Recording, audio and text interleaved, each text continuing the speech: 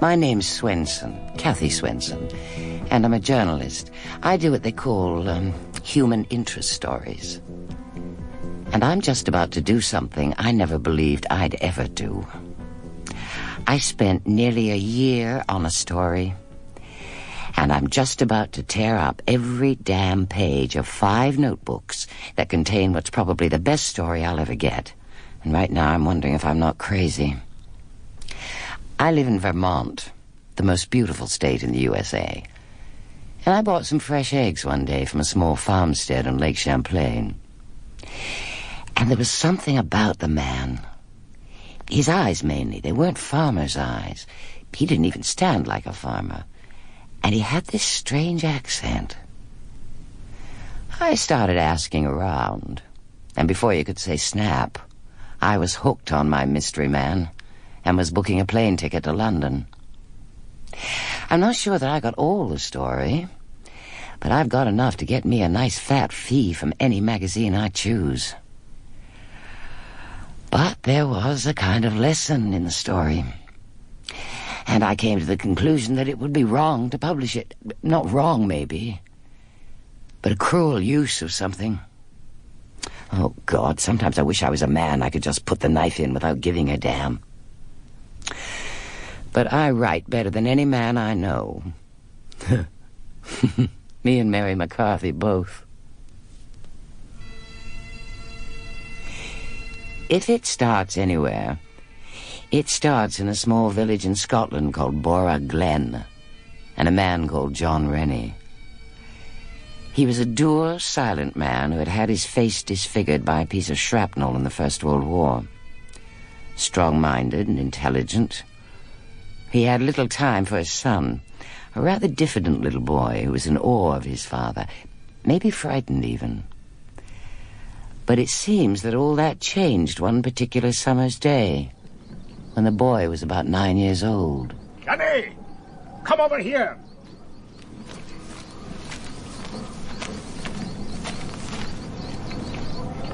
Hold the door open, laddie.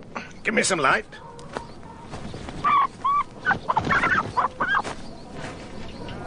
Here you are, then. Take it to your mother. Tell her I'll pluck it later. You ain't frightened of a dead hen, are you, laddie? Yes, Father. I see. Now come straight back here when you've handed over the bird. Yes, Father.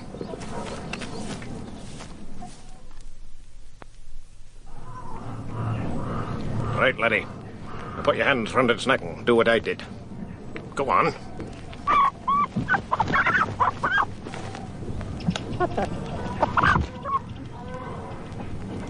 Well done, well done. I'll take it to the kitchen. And I want to see you in my study. Now wash your hands first. Come in. What do you think of my face, laddie? Here. I'm sorry about it, sir. You know how I got it? In the Great War, sir. A piece of a shell. Ugly, isn't it? I'm proud of that scar, laddie. Look at the wee box on the table. Go on. Open it. You know what it is? It's a medal, sir. It's a military cross, and that's why I'm proud of my ugly face. The king himself gave it to me at Buckingham Palace. Your mother was with me. Do you know why I'm showing it to you today? No, sir. Because when I asked you if you were scared of a dead hen, you told me the truth. And because you wrung the chicken's neck when I told you to. You were scared, weren't you? Yes, sir.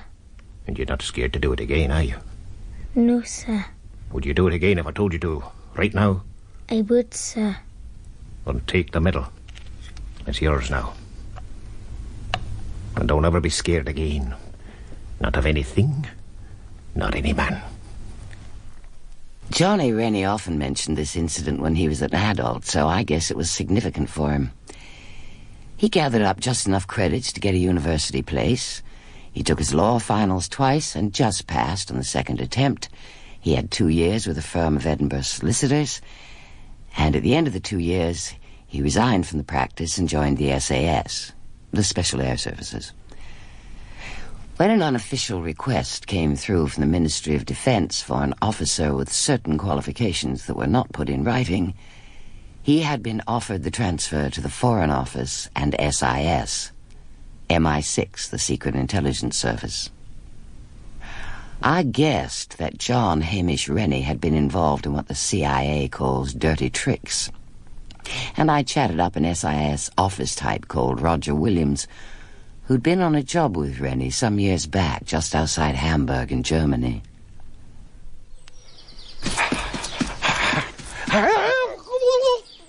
Oh, no, you don't.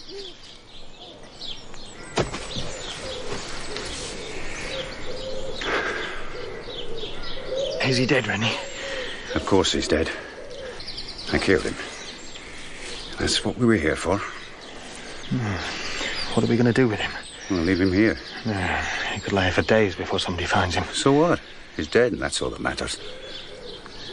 I've never understood you, Johnny. None of you people. How the hell do you sleep at night? Go through his clothes and see if there's anything you want for the office.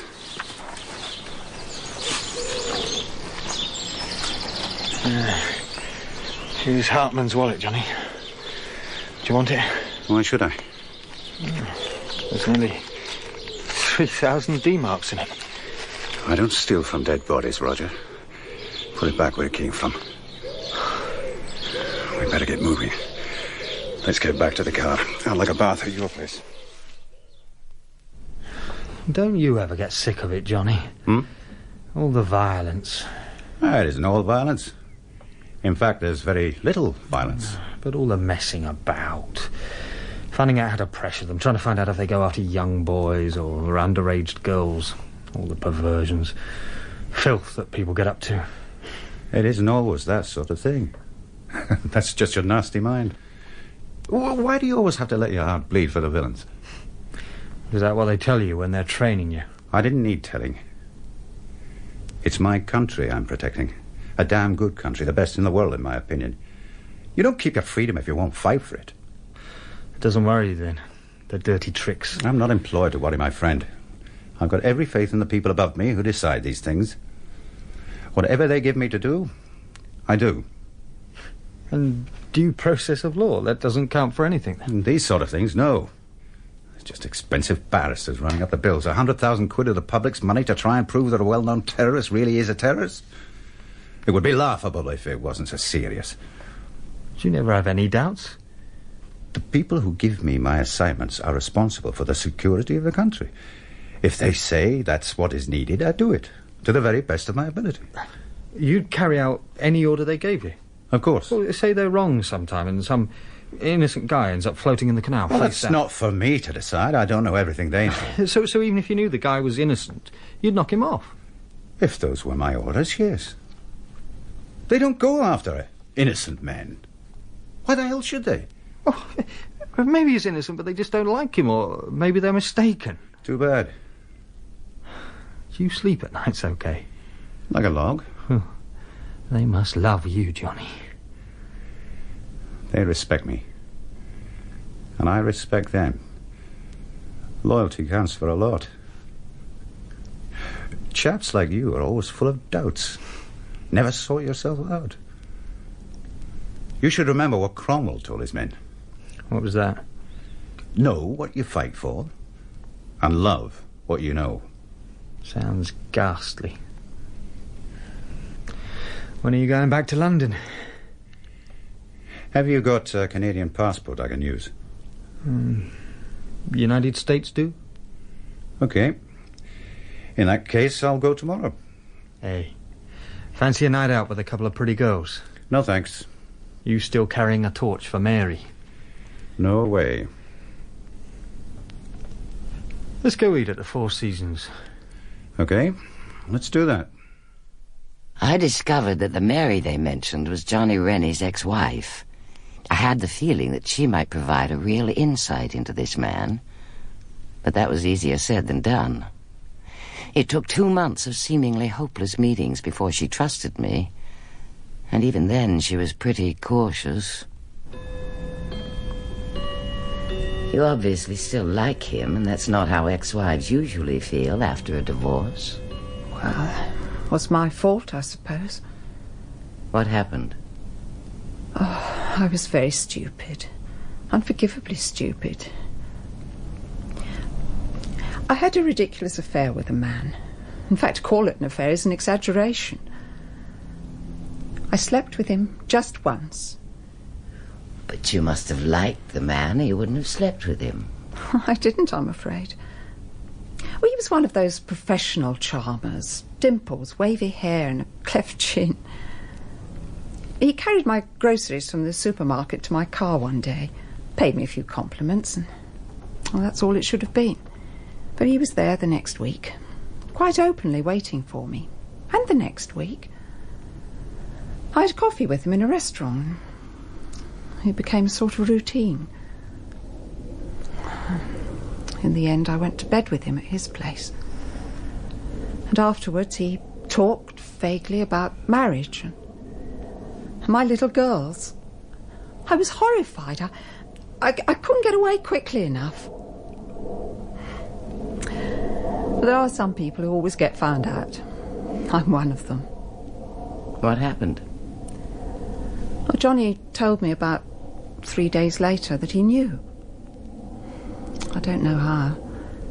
But he knew the man's name and more about him than I did. Was he angry or hurt?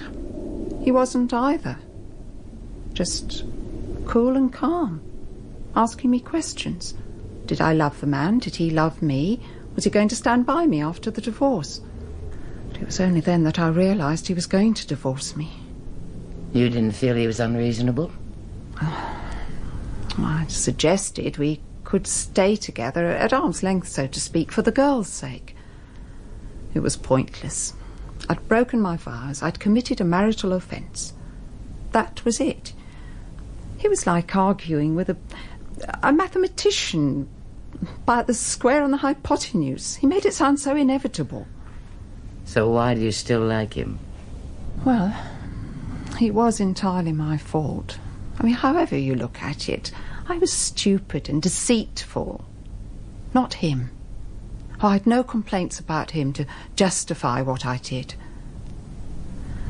He was honest, a good husband, and a good father. He was tough and cynical about the rest of the world, but not about me and the girls. He was gentle and kind. All my women friends envied me. So why did he insist on a divorce? I let him down. And from then on, I wasn't special for him.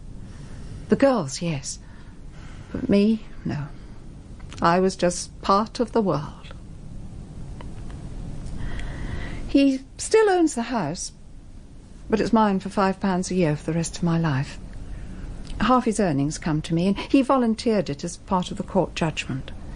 And the girls? What do they think? Well, he saw them every week. And that was as much as they saw of him before the divorce. They loved him. They still do. When did you last see him? I don't talk about that with anyone. Do you ever hear from him? Would you like a cup of tea? Or would you prefer coffee? There were two guys who were obviously important to Rennie. One was his immediate boss, Painter, a very senior SIS man, and Fredericks, who was a liaison man between SIS and the Foreign Office. A real Whitehall type, based in the Foreign Office itself. Fredericks? No, Painter's here with me now. I don't know. 15, 20 minutes, perhaps? Right, yes, I'll tell him. Will you phone Hendricks when we've finished? Mm-hmm. Where were we? Yes. Paris and Mason. Have French security been cooperating? Hard to tell, Freddie. They haven't done anything, but I don't think that's their fault. There's just nothing to go on. Except for the woman who thinks she saw him wave down a taxi, nobody saw a thing. Is there any significance in the fact that they called Le Figaro rather than Le Monde? No. We're not even sure they didn't call Le Monde. We don't ask, or it might show that we're worried. And all they said was what? They just said, we've got Mason, And gave the number on his ID card. And it was said in French? Yes. The voice analysis said there were Turkish overtones, whatever that means. If somebody's lifted him, what does he know? Well, he's been on all sorts of things over the last 5 years. Depends on who's got him as to what he could give them that could be useful. What was he actually doing in Paris? Trying to patch up things with his wife. She'd started divorce proceedings against him. On what grounds? Irretrievable breakdown of marriage, nothing spectacular. Has anybody interviewed her? No. We don't think she even knows he's not around. He wasn't staying with her. He'd taken a room for a couple of weeks. Has his room been searched thoroughly? No, we just asked for it to be sealed, and that's what they've done. We didn't want to look too concerned. Will the French keep it quiet? Yes, I think they will. I asked my opposite number to put the lid on it. He was very cooperative.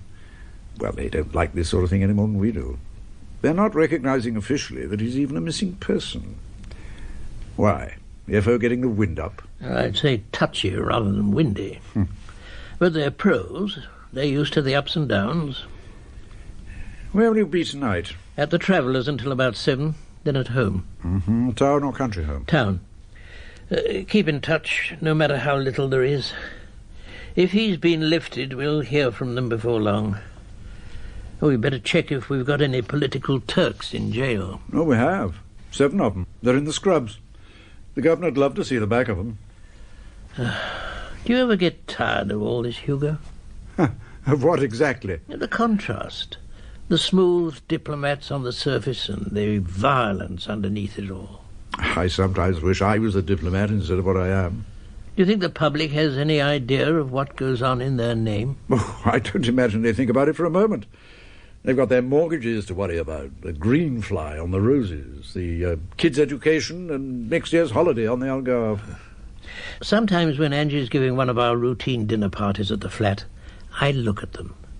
Ambassadors and first secretaries, MPs and visiting senators and minor dictators. And I'm terribly tempted to say out loud what their governments are really doing. Financing dissidents to stir up trouble, training and arming assassins to murder some politician of a rival party or an unfriendly country, infiltration to destabilize a whole country. And for what? A few years of power or money in a Swiss bank account. Tens, maybe hundreds of thousands of their countrymen killed or starving in some banana republic. And they sit there, Hugo, as smooth as they come. Oh, it doesn't seem credible. They're such bloody hypocrites. All of them. Us included. Well, maybe you should come back into SIS, Freddie. There's no hypocrisy for us. We do the dirty deeds, and that's the end of it. No philosophizing. Sometimes I'd like to leave it all and be a monk. In some silent order, preferably. You'd always be arguing with the abbot. Oh, you need a holiday, Freddie. That's all that's the matter with you. See you tomorrow. Come in, Hugo, and sit down, do. Thanks. The minister's been told. Wanted to know what SIS were doing about it. I told him there was nothing to go on, that it might even be a hoax. Suggested very, very diplomatically that the embassy could keep a watching brief on it. Now, why don't you send somebody over from here? Make it a sort of freelance assignment, never contacts the embassy and plays it very low-key. I've already told someone to stand by. Who? John Rennie. Isn't there anybody else? No, not as suitable. You've never given Rennie his due. Why don't you? Oh, God knows. I can't put my finger on it. Well, there must be something. He's such a zombie, Hugo. What's that mean in Foreign Office semantics? Inflexible, unimaginative, and a thug. For inflexible, read patriotic. For unimaginative, loyal. And for thug, well, it's thugs he has to deal with most of the time. But he's so right-wing. He's virtually a fascist. Nonsense. Rennie isn't interested in any kind of politics, not even vaguely. You know, we've all sworn and signed to protect Queen and country from their enemies. Well, the only thing you don't like about him is that he actually means it. Every word of it. He's so bloody naive. No, just loyal. Oh, maybe a little too black and white in his judgments, but he's utterly dependable. And that's more than you can say for some of your Foreign Office friends. Oh, God, don't let's go over Burgess and McLean again. Oh, I don't mean them. I mean some of your contemporaries. Very sophisticated, very intellectual, and I wouldn't trust them an inch. Oh, you're quite right, of course. We're just swapping prejudices. I guess what I'm looking for doesn't exist. Well, with those complex, searching minds, they'll never be totally committed. Rennie knows what he's doing, and he does it well. I wish I'd more like him. I'd sleep a lot better o' nights. Oh, what a funny world. When did it all start getting out of hand? I think when they killed Jack Kennedy. It was like some kind of signal to the whole world that if that was possible, then anything was possible. It was a sort of a benchmark. Cry havoc and let slip the dogs of war.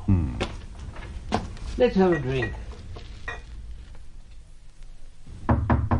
Come in. Ah, Johnny. Sit down. Well, have you looked through Mason's P-file? Yes. What do you think? She's obviously a tart, and he's crazy to be running after her. Then why do you think he's gone missing? If it wasn't for the message to the newspaper, I'd have said he's just gone off to lick the wounds from his marriage. The message doesn't tell us a thing, but giving his ID number could be significant. Well, I think you'd better go to Paris and see what you can find out. Maybe that stupid little bitch of his can give you a clue. I'll go over this afternoon. Can you clear some money and tickets for me from facilities in the next hour? Right. And keep in touch. Mason was an SIS field officer, and the girl they called a tart was Mason's wife, Fleur Mason. She was 26 and very, very pretty. A French girl who married Mason without any idea of what he did for a living.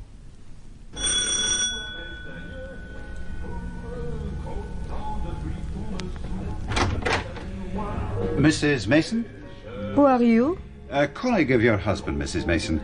Could I speak to you for a few moments? There is no point. I won't change my mind. I told Arisa. It's not about your domestic problems, Mrs. Mason. I don't understand. I'm trying to contact him. I think you could help. You'd better come in. Thank you.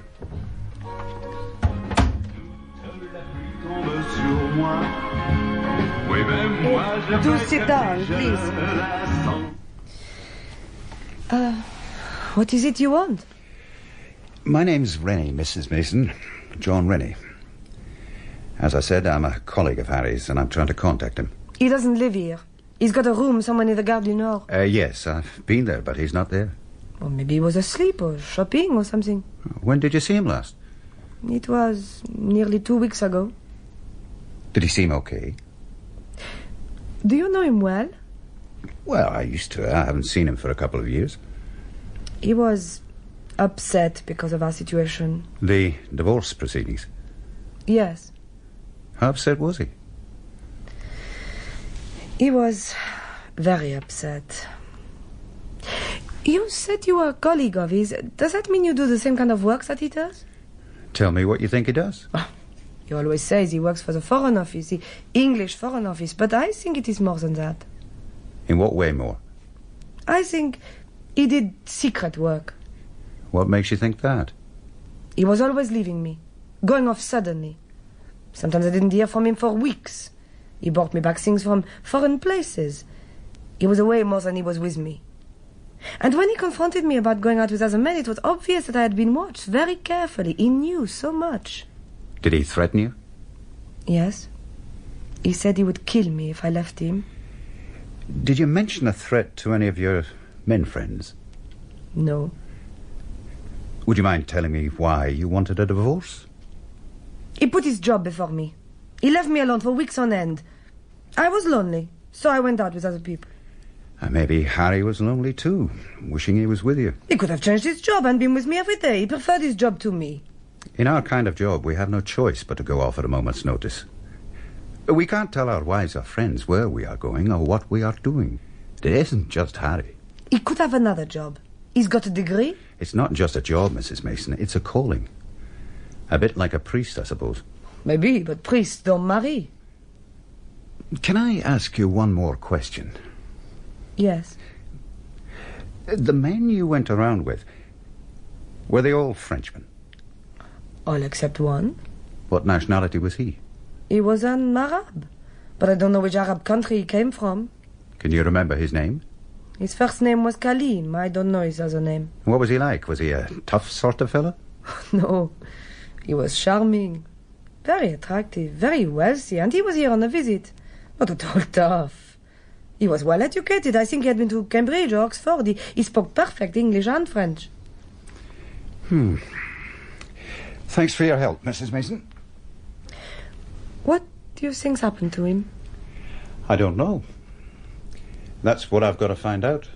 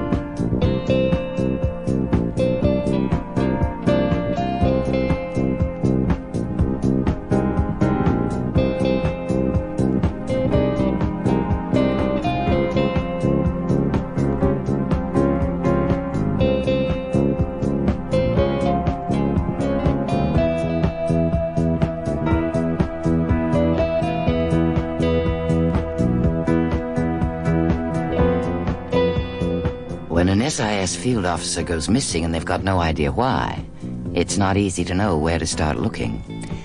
But after Rennie had talked with Mason's wife, some instinct of training or experience made him feel that he needed to know more about the men she'd been going around with. He wasn't sure why, but he knew that he needed to know more.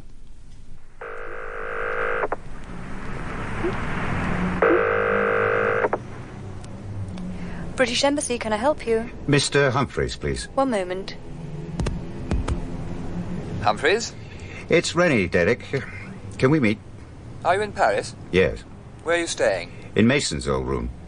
I can be there in half an hour. Thanks. See you. Who did the surveillance on Mason's wife? I did. And when was all this done? 8, 9 months ago, roughly. I don't remember. Who initiated it? Painter. He was worried about a wife getting mixed up with the wrong people. Was she? Well, they weren't political, if that's what you mean. Just socialites. The French equivalent of Sloane Rangers, but older.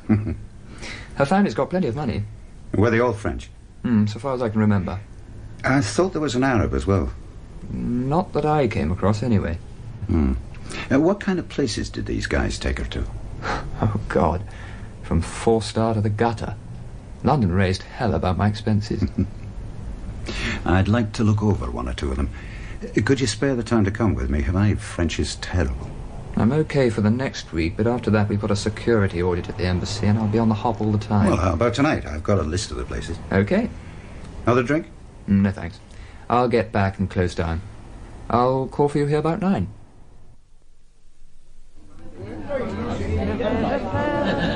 The immigration people will have records of foreigners entering the country.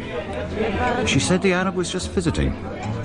Could you get a look at the records for this period? Just the visitors from Arab countries. They're probably categorized. I don't have any contact with immigration. The embassy's bound to, but they'll be very sticky. They like to pretend I don't exist. How about the Deuxième Bureau? I'd stand a better chance there, especially if I could offer a trade.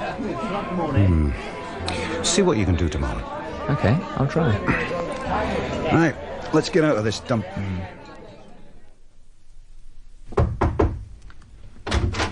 Hello, Derek. Come in. Take a seat. Any luck? Think so. I've made some notes. They wouldn't cooperate unless I told them the name I was looking for. Said they wouldn't cooperate if it's just a fishing expedition. I gave them a description. What Mason's wife had told you. Wealthy, handsome and all that.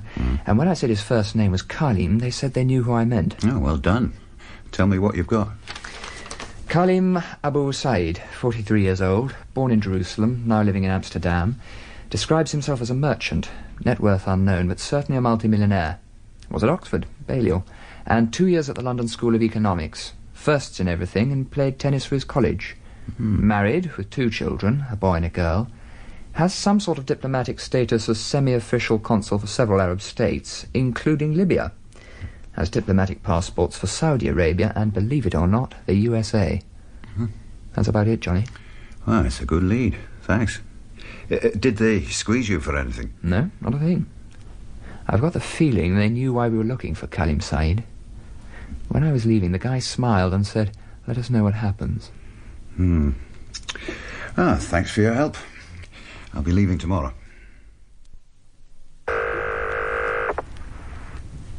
Hello? Is that Flora Mason? Yes? Who is that? It's John Rennie, Mrs. Mason. We talked a couple of days ago. I'm leaving Paris today, but I'd be grateful for 5 minutes of your time. When could I see you? Is it about my husband? Only very indirectly. I could be with you in 15 minutes.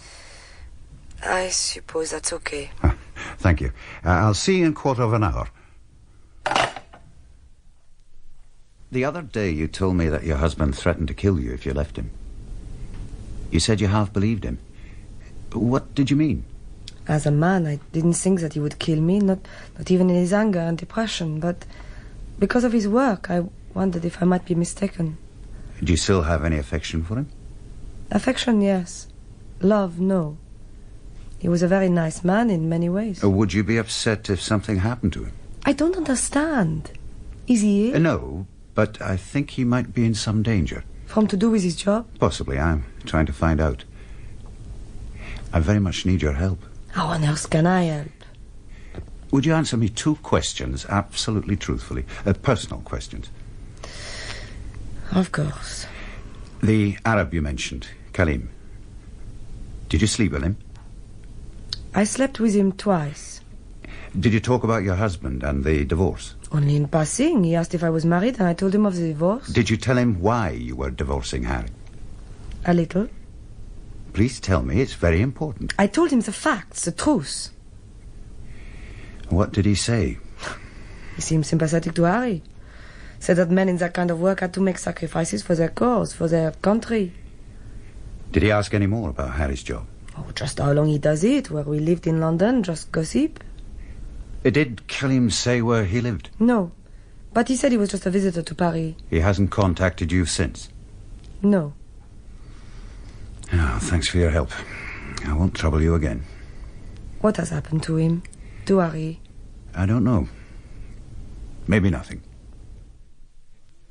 I sent a signal to our chaps in most of the Arab capitals, Johnny. And your Kalim Abu Said is what he appears to be. A millionaire many times over, a respected figure, and he has semi-diplomatic status. Anyway, there's nothing to go on, just that he slept with Mason's wife. And he asked about Mason's job. Oh, that could be just the usual flannel, trying to look interested in the girl before he got her into bed. Or confirming what he already knew about Mason. You're clutching at straws. Well, he's the only straw we've got. Why are you so keen? It's just instinct and experience. Well, let's wait a couple of days. If we don't hear anything by then, you can go over to Amsterdam and check him out. At least he'd be eliminated. Where are you going to be over the rest of the weekend? Oh, I'll be at the flat. The girls are with me for the weekend. Right. I'll contact you if anything comes in. Oh, yes, Collins in admin wants to see you to go over your Paris expenses. But leave that till Monday if you want. It's mine. It's time, girls. Now, come on. Get undressed and I'll come in and say goodnight. Daddy? Oh, will you read to us? Just a little bit. Well, if you're quick, I will. And don't forget to do your teeth. I forgot my toothbrush. Can I use yours? No, that's unhygienic. You give them an extra clean when you get back home. Right. Who's going to choose? It's my turn. What do you want, sweetie? I want Bed in Summer by Robert Louis Stevenson. The book's on the little table there.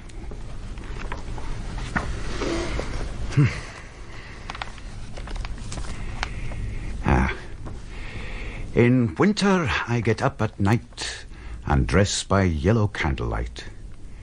In summer, quite the other way, I have to go to bed by day.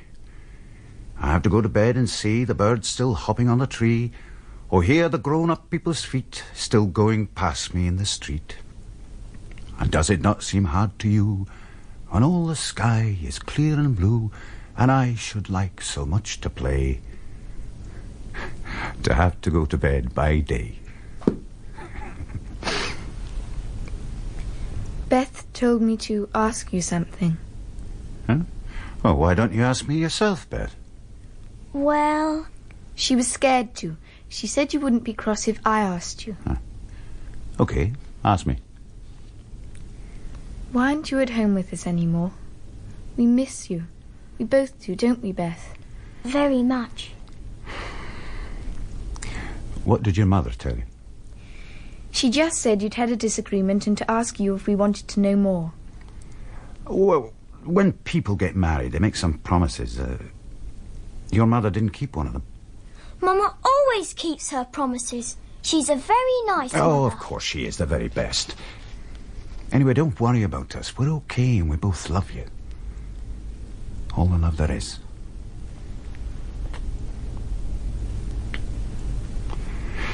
Night-night. Good night, Daddy. Here we are, girls. And there's Mama waiting for us. We had a lovely time, Mummy. Yes, it was great. Oh, run on in, girls. Tea's already laid. Thank you, Daddy. We had a great time, Daddy. Oh. Johnny, a man phoned.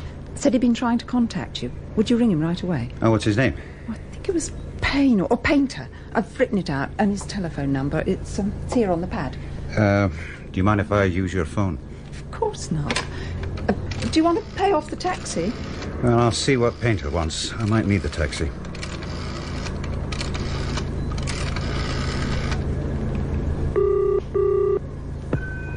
Painter here. It's Johnny, Hugo.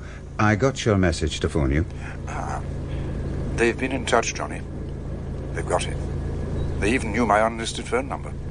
Who are they? Can you come round to my place now? Yes, I'll be there in about 15 minutes. Right. I'll be waiting for you. They called me up from a payphone, and it looks as if you could be right. They said they'd got Mason. They want us to release the 7 men we've got in jail. They're all Arabs, known terrorists. They've given us 2 weeks to agree a deal. Oh, here, Johnny. Thanks. Did they say who they were? Yes. The man said he was speaking on behalf of El Jihad El Islami, which means the Holy Islamic War, and it's an Iranian group sponsored by the Ayatollahs. Well, why do they give us so long? 14 days? Kidnappers usually want a decision inside a couple of days. Yes, well, I think they want something else apart from the release of the terrorists. In fact, I'm not sure they're all that interested in our releasing their mates. And what else do they want? Well, they've got hold of some Israeli equipment which they don't know how to use, so they want us to train them. What kind of equipment? Oh, electronic surveillance, battlefield stuff, jamming and intercept equipment. But their main problem is a remotely piloted plane, Israeli-made, called Mastiff. Not the latest Israeli RPV, but could be useful to the Arab terrorists. Are these people PLO? No, but probably backed by the Syrians who control what's left of the PLO. We don't have much on them in the files.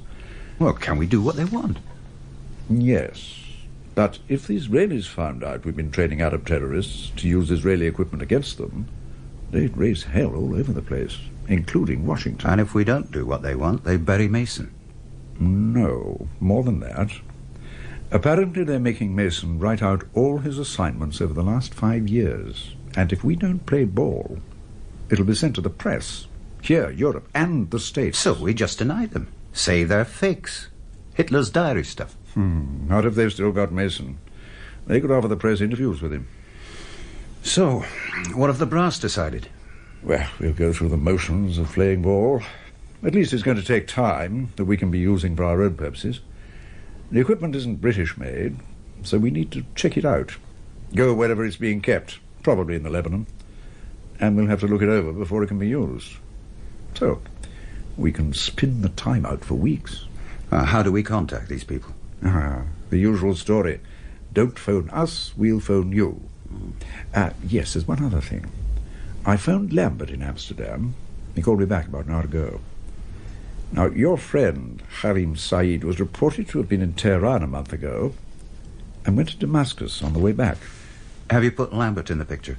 No. I want you to deal with it. Oh, why not Lambert? Several reasons. He doesn't come under me.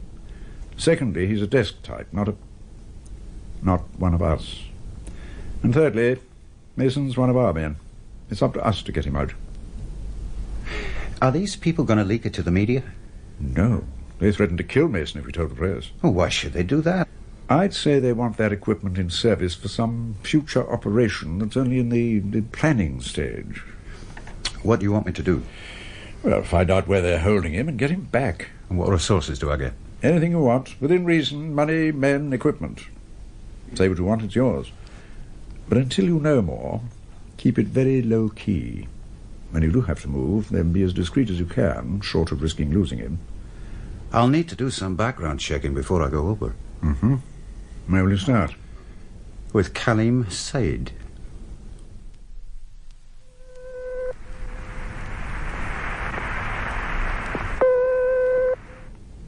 British Consul at Amsterdam. Which section, please? Mr. Lambert, please. Peter Lambert? John Rennie, Peter. I'd like to see you. I'm not in London for a month or so, Johnny. I'm in Amsterdam. Oh. When did you get in? A couple of days ago. Where shall we meet? Well, how about the coffee place at de Bijenkorf? Okay. When? Oh, I can be there in 10 minutes. How about you? You don't waste time, do you? See you then. Where are you holed up, Johnny? I've taken a flat in Prinsengracht. Posh, eh? Well, it is rather nice. I might need room to put a few of our people up. Am I allowed to ask you what you're up to? Well, there's two things you could help me with. Sounds ominous. What are they? Painter asked you about an Arab who lives here in Amsterdam. Kalim Said.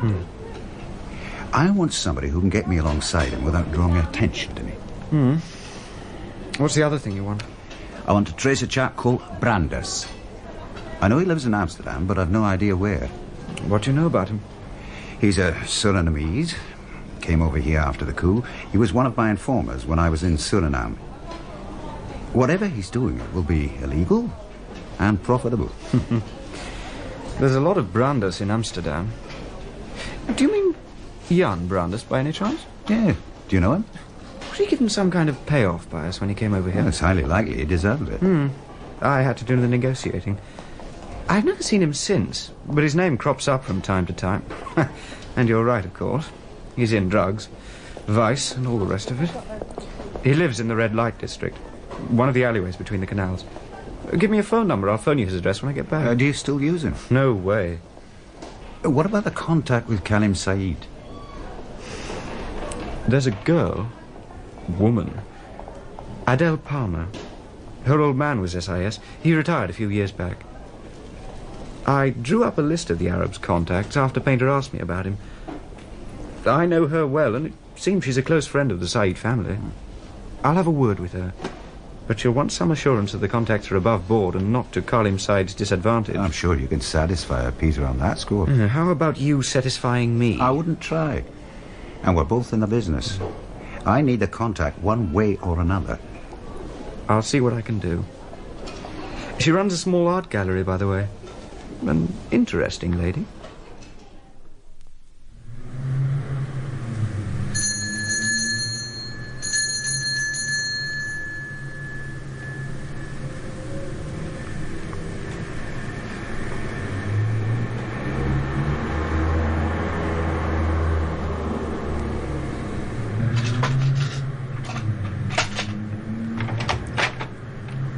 Hello, Jan.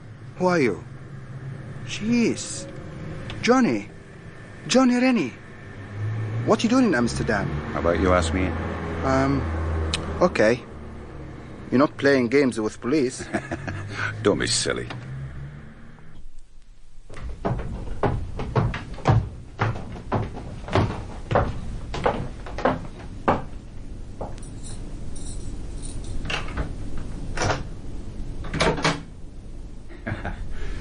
My, Jan. You must be doing well. It's quite a place you've got here. If you want to talk about drugs, it's better you forget it. I don't. I want to talk about a man. An Arab. There's no Arabs down these parts. I doubt if there are any in the whole city. And what about drugs from Iran and Afghanistan and Pakistan? When the drugs get here, they have nobody but us.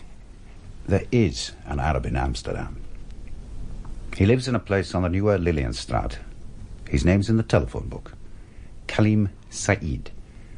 I want to find out about him. What you want to find out? Anything. Everything. And I want a room on the canals here where nobody knows who I am and nobody cares. You're still with the same old mob, Johnny? Yes. That why you're here? Yes. Tell me about your Arab. Got photo of him? No. How much you pay for this? Just for a basic information and background, say 200 guilder to start. Why you want a room in the red light district? I want somewhere I can use that nobody knows about. You mean police? I mean everybody. Okay. I've got a couple of rooms in Warmoestraat. Is in edge of red light area, but not inside. Inside is not possible. You know Warmoestraat? Mm-hmm. Is where you come over the old bridge from the Damrak.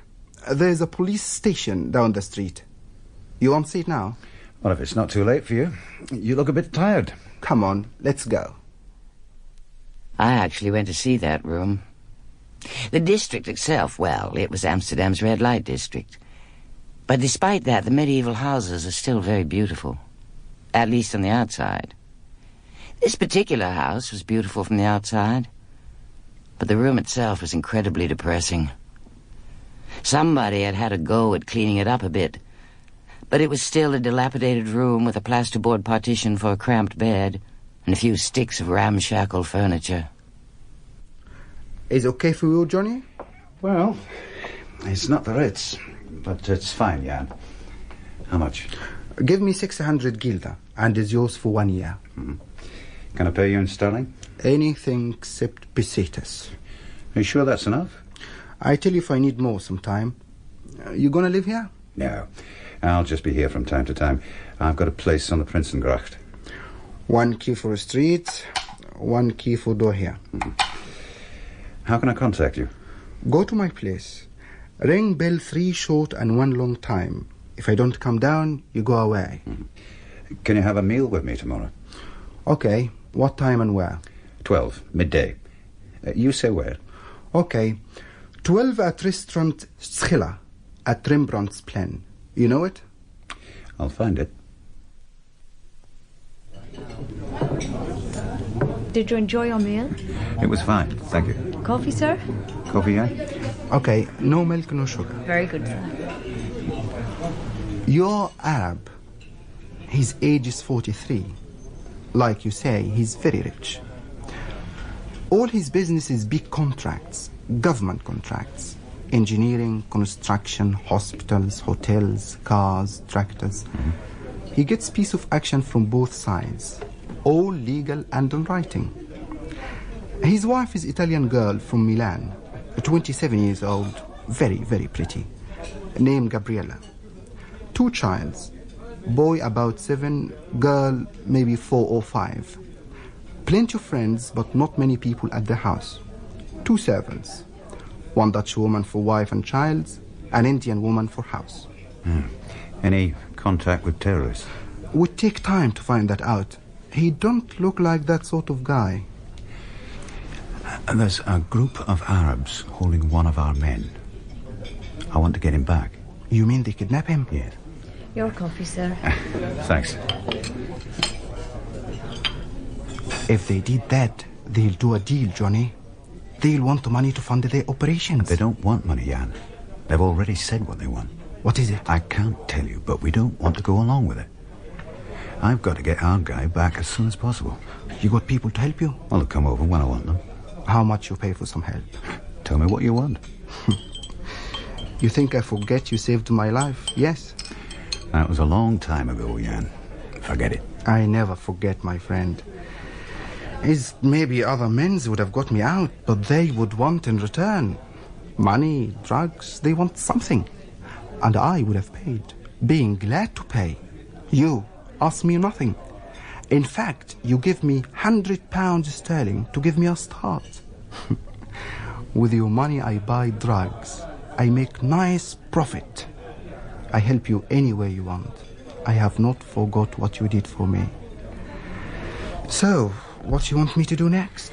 Oh, can you have the Arab watched? I want a pattern of his day, where he goes, what the family does, what kind of protection does he have at the house. You're going in after him? Not if there's some other way. He don't look like terrorist to me. Oh, maybe he isn't, but he could be the go-between. Okay. Give me your address in Prinsengracht. I not come myself. I send somebody who looks better. How long do you need? 1 day, maybe 2 to make sure. When you in the rooms in Warmstraat, you put a white chalk cross on the wooden sign by the door. Mm-hmm. When you leave, you wipe off. Right. How you wife these days? We're divorced, Jan. About a year ago.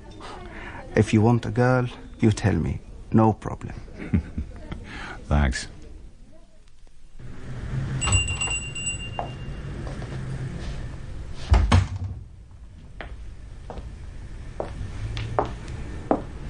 I'm guessing that you're English. Please look around. The prices are on the little white stars on the frames. Are you Adele Palmer? Yes.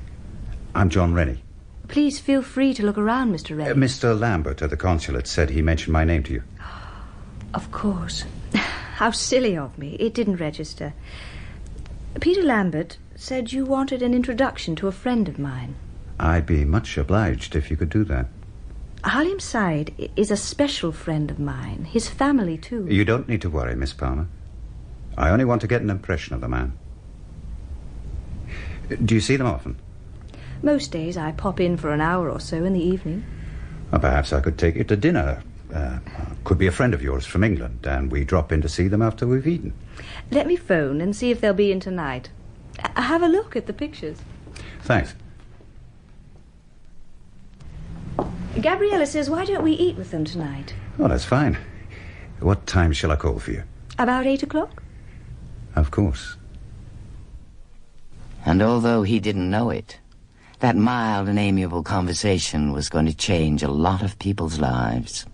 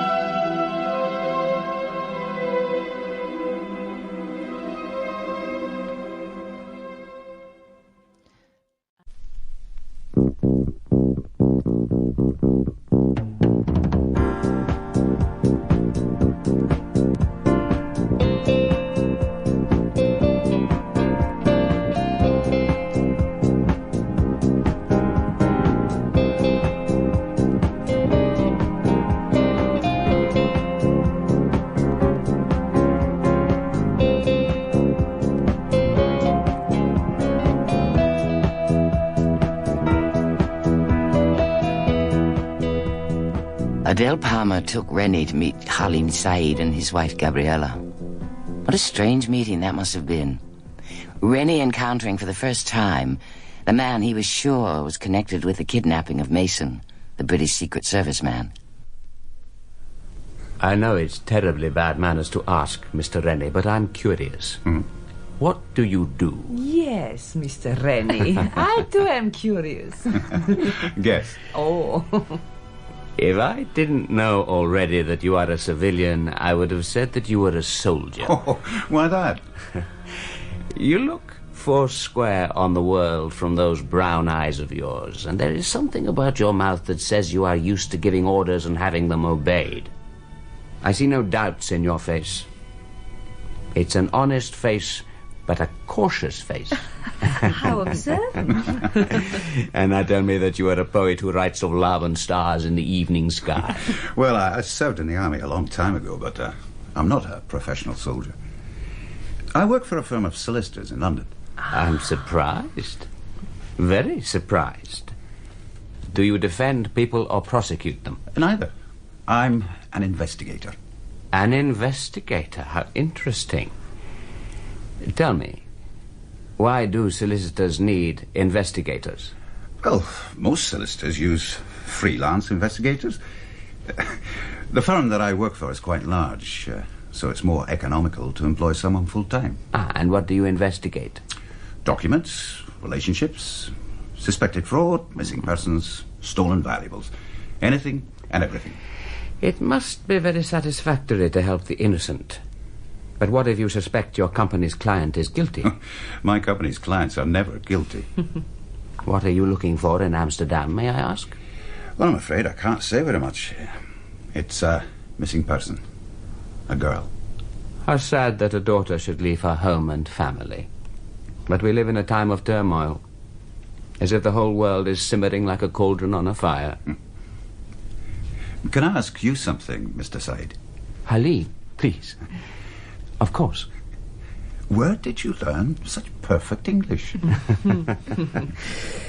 I went to university in England and business school in the USA. My American friends say it's a genuine Oxford accent, and my English friends say it's obviously Bostonian. It's a language I love. It's like Arabic in a way, gentle and descriptive, made for poets and storytellers. Tell me, what is an Arab? How do you define it, Adele? Someone who believes in Mohammed. A Muslim. Or is it a Muslim? But there are Christian Arabs and Jewish Arabs. Your definition, Mr. Rennie? People who live in an Arab country. Would you say Israel was an Arab country? I was born there. I imagine that you see it as still an Arab country. I do. And it is, of course. My family have been there for at least 300 years. Until the British gave our land and our homes to the Jews to salve their consciences about the gas chambers. But the Arabs could have stayed. So why am I here? Why aren't I in Jerusalem, in the home where I was born? Don't get upset, Halim. Let's forget it. Let's talk about art or music, anything but that. It has to be said, Gabriella. It was done. It is part of history. My father was a judge, a Qadi. We had a big house, several hundred acres of orange and lemon groves, bought and paid for by my grandfather and his father. We had Jews in Palestine long before the Mandate and long before the UN gave our land to the Jews. But there were at least 2 Palestinians for every Jew. The Jews were a minority in an Arab land. Halim, you're the expert, but doesn't it just depend on how far back in history you go as to who it belonged to? I don't think anyone would claim that Palestine wasn't an Arab country in 1948, and in 1948 Palestine was partitioned and part became Israel. No Palestinian was asked if he agreed. It was just done. Palestine was not just colonized. 600,000 Palestinians were evicted from their homes. There was no compensation. We were evicted and looted by force, against our will and against all natural justice. My father counseled calmness and restraint. 2 years later, he was shot in the gardens of our home. So was my mother. My sister was already in Damascus. In one day, they wiped out my family's history with guns and hatred. Let me play you something, Halim. And then John and I will have to go. It is getting late.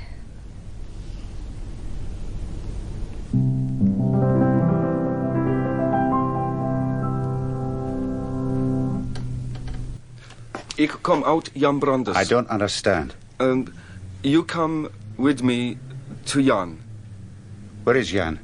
He wait for you in car. I take you?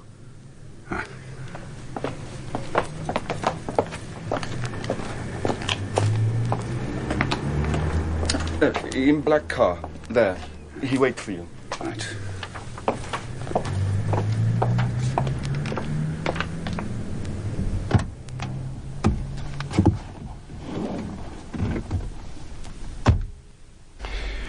What is it, Jan?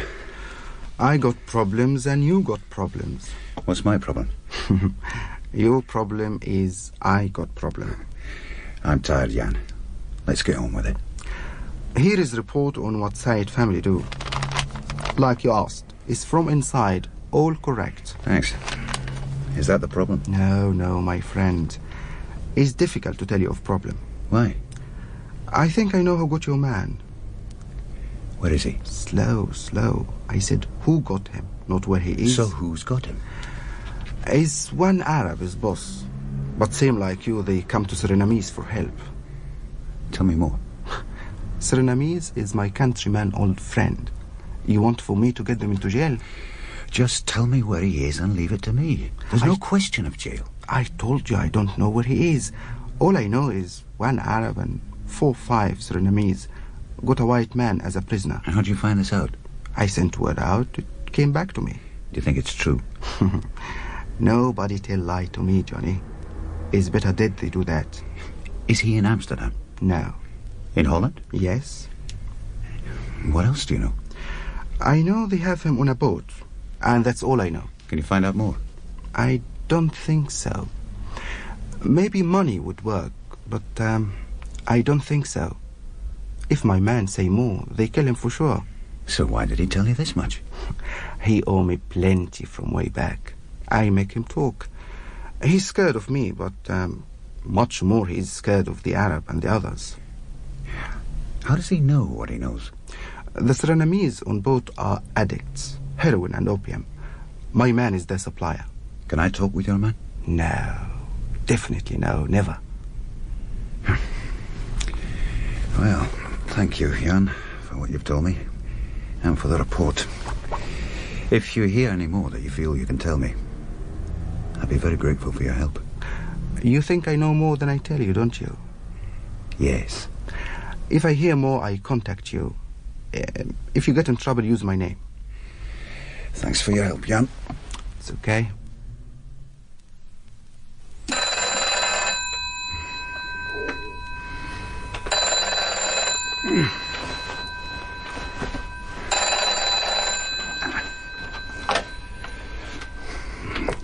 Rennie. Painter, Johnny. I'm booked in at the Amstel. How about coming over? I'll be an hour yet.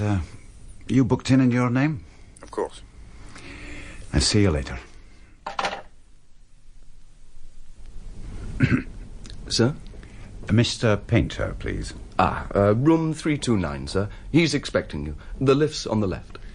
Thanks. Come in, Johnny. Sit yourself down. Well, now, I know you've only had a few days, but how are things going? I've met Kalim Said and his wife, and I can confirm that Mason has been held in Holland. He's on a boat. There's an Arab in charge, and the others are Surinamese. You've not been wasting time, have you? How'd you get on to Mason? An old contact. A Surinamese. Yes. Is this the chap you raised hell about way back when you wanted to get him out? And that's the one. Well, my news is not so startling, but it's useful. We sent 2 ordnance and electronics chaps out to Damascus, and they were taken down to a place called Riyadh in the Bekaa Valley, just over the Syrian border in Lebanon. Now, we don't really know who we're dealing with, but it's a mixed bag of Syrians and Libyans. They've got their own electronics guy watching our chaps like a hawk, but he has no experience of anything so sophisticated as this.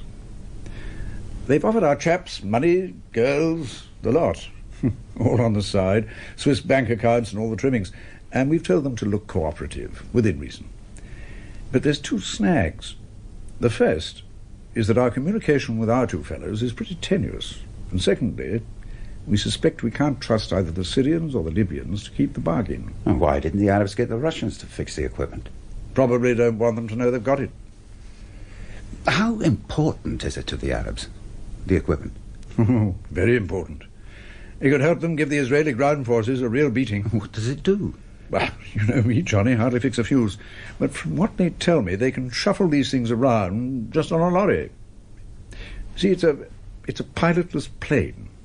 Now, they launch the bloody thing on a battlefront, and it sends back high-resolution TV pictures covering 16 square miles.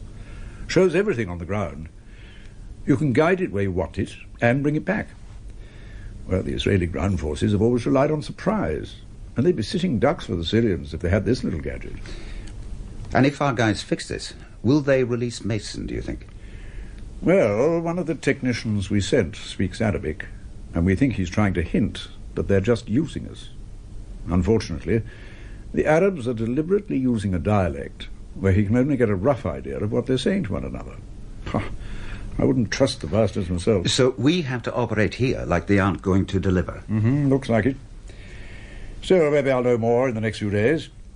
But you'd better have a contingency plan in mind as a last resort. And Saeed is definitely involved? Oh, sure. All the messages from the Arabs come back through him. He contacts us daily. I generally speak to him myself. He's smooth, charming, and amiable. Tries to give the impression that it's all something he'd rather have no hand in. Above this sort of caper. Doesn't stop him from putting on all the pressure he can, though. Was terribly hurt and indignant when I asked him if his friends in the Lebanon were to be trusted to keep their part of the bargain. Oh, I guess he genuinely doesn't like it all that much. He's the wrong type for this kind of business. Well, the fact is he does it. And it's facts that count in my book. Oh, yes. Got some mail for you. There you are. Thanks. Now, anything else you want while I'm over here? No, not at the moment. When I walked over the bridge from the dam rack to see John Rennie's sleazy room, I realized as I turned into the narrow street that was where he had first met the girl. She was one of 20 or so squatters being moved out of a basement by the police just after midnight. Ouch! Ow! Leave me alone! Don't you dare touch me! What's the matter? You tell those pigs to leave me alone! Can I help, officer? I'm afraid I can't speak Dutch. Has she committed some offence? I have orders from the court to evict the squatters. We can't let her go back into the house again. Oh, well, let me talk to her. I'll see she doesn't go back in. Are you a tourist, meneer? No. I live over there, officer. I've got rooms in that house. If she is here in 1 hour, she will be arrested. She is not safe in the streets at this hour. I'll look after her. It's up to you. But you must warn her, or she will be taken as a vagrant. The others have gone already.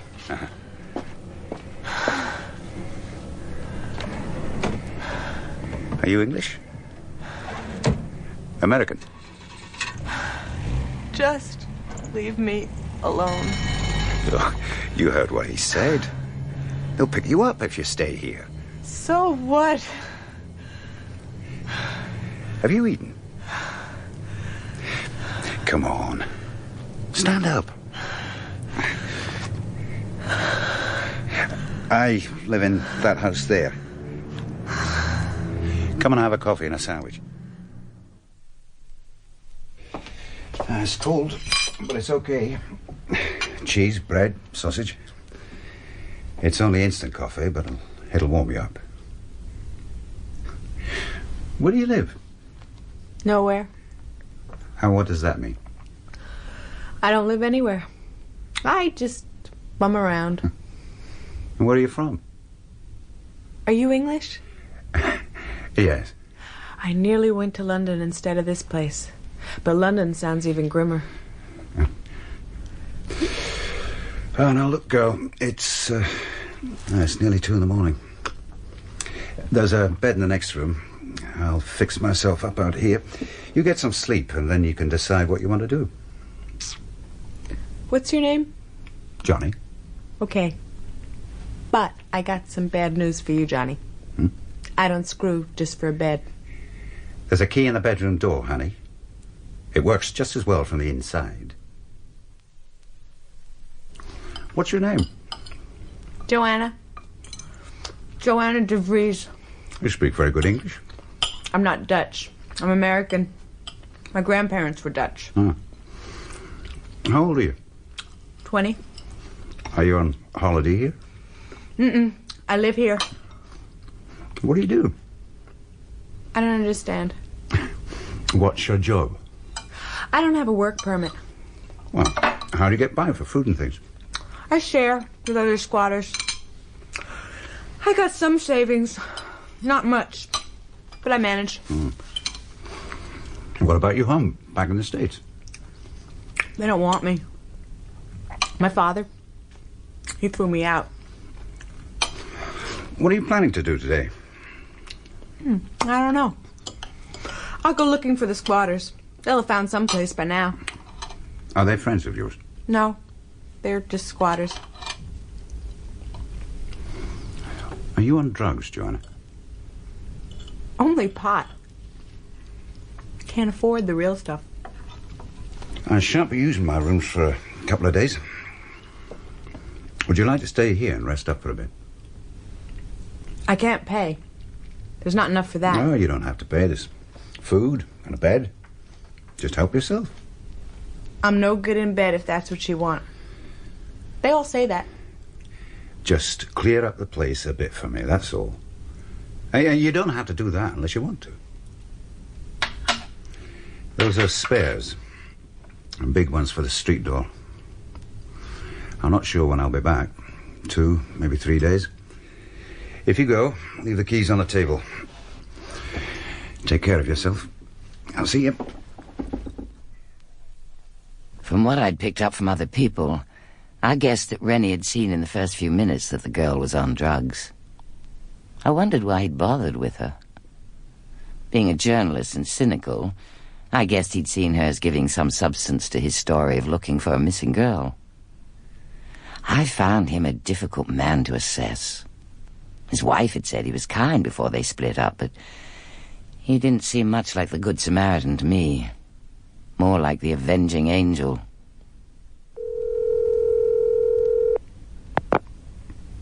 Fine Art Gallery. Hello, Adele. It's John Rennie. I wondered if I could take you to dinner tonight. Oh, Johnny, I've got a private show at the gallery tonight. Or why don't you come over? Halim and Gabriella will be here. Oh, thanks for the invitation. What time shall I come? Well, the evening starts at 6:30 and goes on until 9. Come whenever you like. I'll come about 8. Okay, I must rush. See you. Bye. We are taking Adele home for dinner, Johnny. Why don't you come with her? We're leaving now, and you could bring her round when the show closes. Oh, that's kind of you, Colleen. I should enjoy that.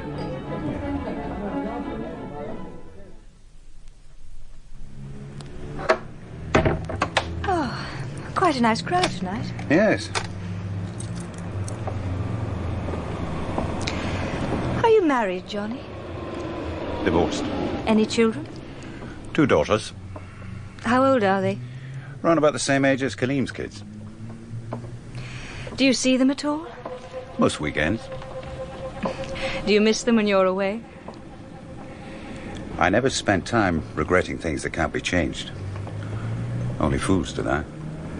Fools and women.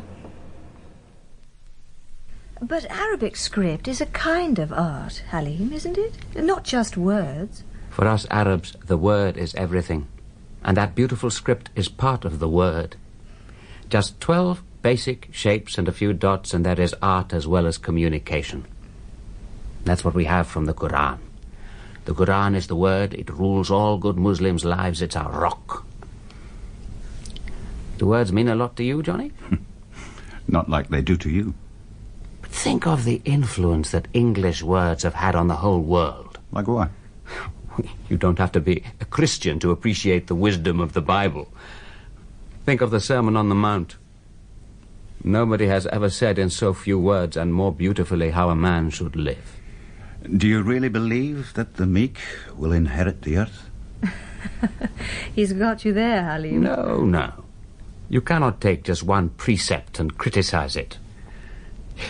Take the big conflict in the world today, communism and Christianity.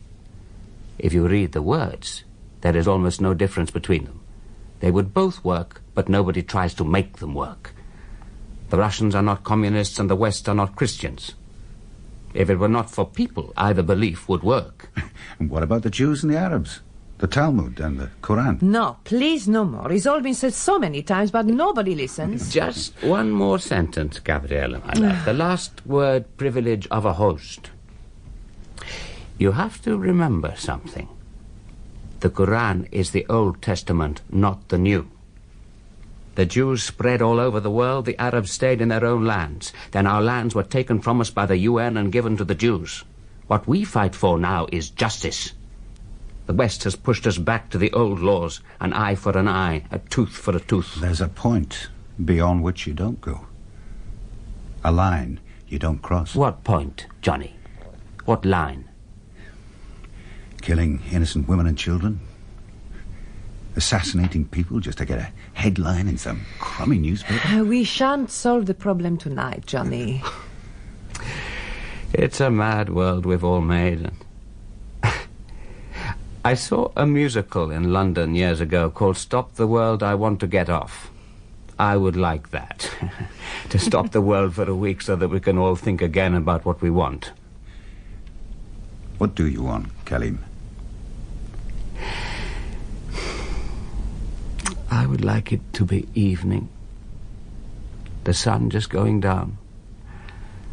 To walk in a garden with Gabriella and our 2 children and say to them, pick an orange off one of these trees as I did when I was a child, as my father did, and his father, and all the way back, in this same garden where I belong and you belong. Is that asking too much? Or should my home stay as it is now, occupied by an Israeli anti-riot squad? I love that place, Johnny. It's where I belong. Adele, give me your cure for being sad. Play me some music. Be like David in the Bible playing to calm King Saul. I'd be happy to.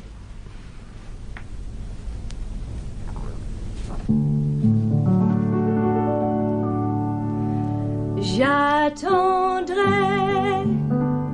le jour et la nuit, j'attendrai toujours ton retour. J'attendrai qu'à l'oiseau qui s'enfuit vienne chercher l'oubli dans son nid. Le temps passé court en battant tristement dans mon cœur plus lourd. Et pourtant j'attendrai ton retour.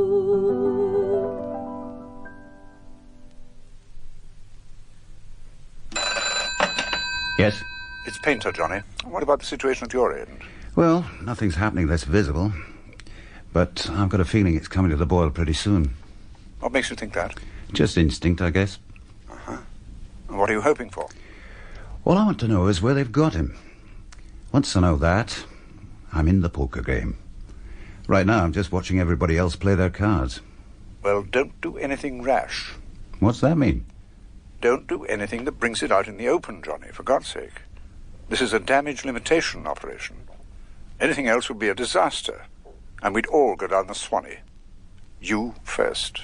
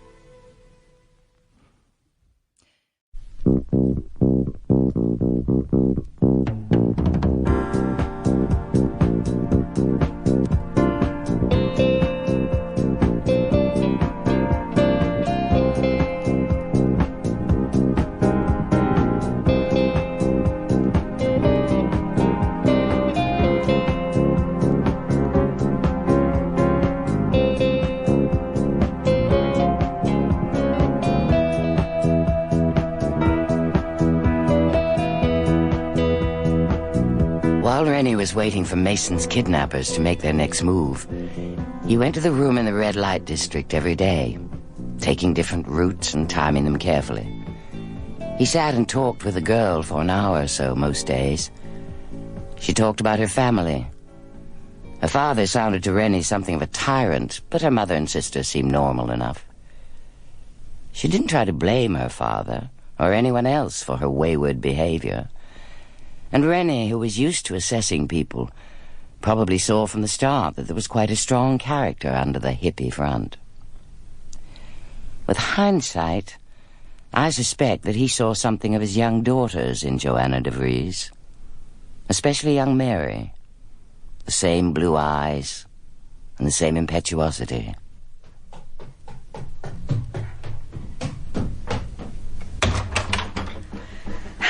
I saw you come in, Johnny. It's nice to see you. What have you been using? I don't understand. You do, Joanna. You don't get eyes like that from reefers. You better sit down.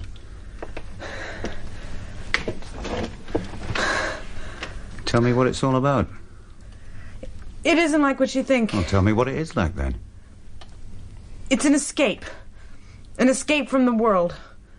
Money and power and corruption. Politicians, governments, police, all the people who pressure people into doing what they want. Well, if you didn't have law and order, you'd have anarchy. The thugs would take over and the weak would go to the wall. You mean people like me? Yes. Most people are weak in the face of threats and violence. You're not weak. Maybe not, but I've been around long enough to have sorted out what I believe in. How I'm going to be. You haven't done that yet. But you will. What makes you think that? I know you will. I can tell. Are you married? Divorced. Any kids? Yes. 2 girls. They're very lucky. Why?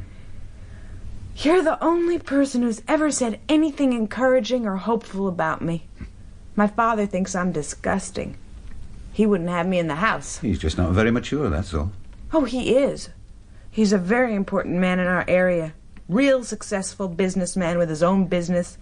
Big house, heated pool, and all the trimmings. None of that makes him mature. Some of the most childish men I know are successful businessmen and stinking rich. What's your job? I work for a firm of lawyers as an investigator. What are you doing in Amsterdam? Looking for someone? Why do you come to this dump? Why not a 4-star hotel? You don't find missing people in 4-star hotels. Do you want me to leave? Do you want to? No. I like it here. Why? I feel safe here. 'Cause of you. I won't be a nuisance. Okay.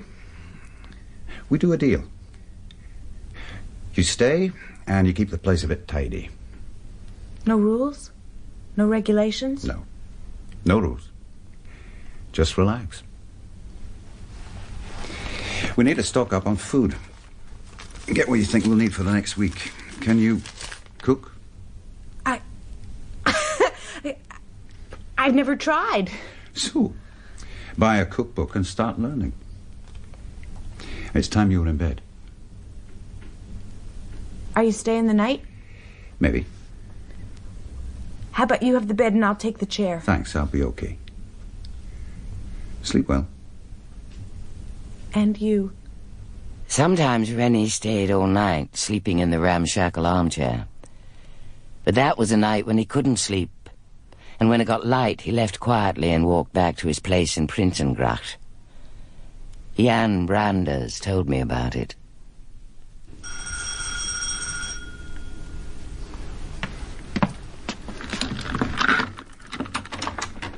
Johnny! Jan, what is it? Good God, what have you done to your hand? Come on in.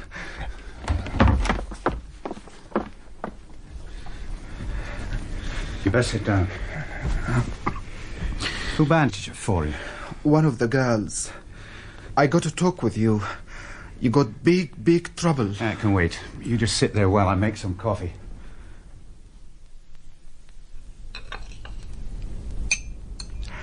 These men who got your man, the Arab is real bad guy. Real bad. I sent one of my men to sell them drugs and see what he can find out. He killed my man when he went back the next time. Cut out his tongue alive. Cut open his belly and let him die slow. How do you know this, Jan? One of the Surinamese escaped and came back to tell me. They sent a killer to get him. But I sent him abroad. The Surinamese are very scared of the Arab. And how did you get injured?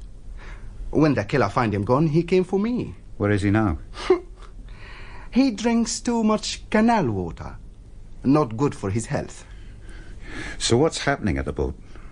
They force your man to write. Every day they beat him up and afterwards he writes. Whatever you're doing with those Arabs, that Arab you're not to trust him. The Surinamese are very scared of the Arab. They do whatever he wants. You know where the boat is, don't you? Come on. Okay, I know. Tell me. They kill your man if anyone finds them. The Arabs say so. They cut his throat and watch him bleed to Tell death. me, Jan, where is it? You heard of Loostrachtse Lake? No, where's that? It is a big lake north of Utrecht. The boat is on Hilversum Canal, just east of a village called Freeland. There is a windmill on the canal, and there are 3 boats together, north of the windmill. Their boat is the middle boat, big heavy canal boat named Het Vlaamse Leeuw. Well, they could move it somewhere else. No, I've asked. It has no engine, and not safe to move even with tractor or horses. Go home, Johnny. It is bad scene for you here. You know me better than that, Jan.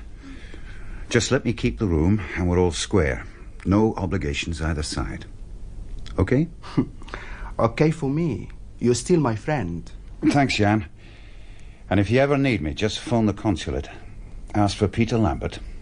He'll put you in touch. Okay. John Hamish Rennie wandered around the canals for an hour, thinking over his new problem. He then walked over the bridge to his crummy room. When he arrived, Joanna wasn't there. But a man was. In his 50s, well-dressed and prosperous-looking. Who are you? I guess you must be Rennie. John Rennie. Who are you? My name's De Vries. Johan De Vries. Who let you in? My daughter let me in. I see. You're Joanna's father. Indeed I am. Where is she? I don't know. She was angry at me coming here. Angry that I'd found out where she was holed up. She walked out on me. Oh, sit down, Mr. De Vries. No need to stand. Would you like a cup of coffee? You're a pretty cool customer, Rennie. Not what I expected, I might say. What were you expecting? Somebody younger, I guess. One of those long-haired bums she's always hung around with. And why are you still here? Oh, don't try and bluff me, Rennie. I know you're kind. You may be a bit smoother than the others, but you're all tarred with the same brush. Drugs, sex, crime. You don't deceive me. I think you'd better leave, Mr. De Vries. It might not look good being thrown out into the street in broad daylight. You lay a hand on me, my friend, and I'll have you in jail in an hour. What made you come to see her? You picked her up on the street when she was with some squatters, didn't you? That's one way of putting it. Go on. One of those kids was from our town. He told me she was facing charges as a drug peddler, and she'd signed a statement saying she'd no money to defend herself. I phoned our embassy in The Hague, and they put me in touch with the consul here in Amsterdam. He suggested I appoint a lawyer to defend her. I wanted to talk with her and see if I was wasting my time and money again. How did you find her? The kid told me where they'd been squatting, and he saw her go off with you. Right opposite, he said. And he was right. And what are you going to do now? I've told her. She's brought shame on her whole family. It's time she faced up to life. What does that mean exactly? Face up to life? When she served her sentence, she'd better get back to the States and start earning a living like everybody else has to do. Why, I'd been working for 2-3 years by the time I was her age, contributing to the family funds, going to classes at night. Not bumming around like some kid from the wrong side of the tracks. You said that to her? I certainly did. More or less those words? Exactly those words. Well, not the best way of solving the problem, if you don't mind me saying so.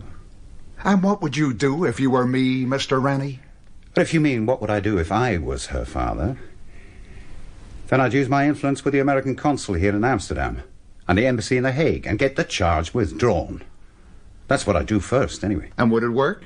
Would the authorities here play ball? Well, it's a serious charge for the city, but I doubt if they would get a conviction. I guess it could work.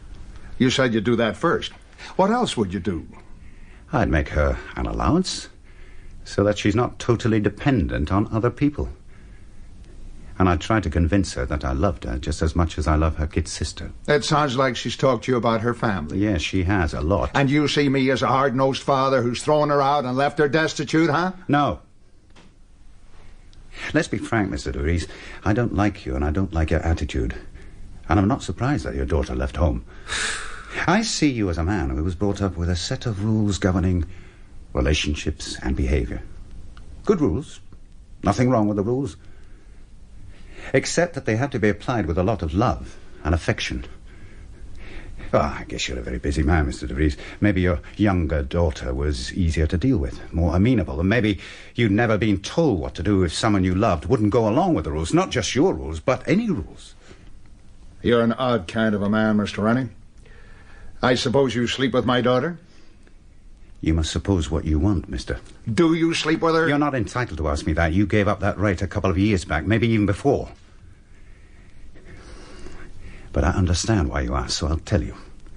No, I don't sleep with your daughter, and I never have done. Well, why answer me if I'm not entitled to ask? Because you're wondering if you should take my advice about what to do. If I sleep with her, you can dismiss the advice as coming from an interested party.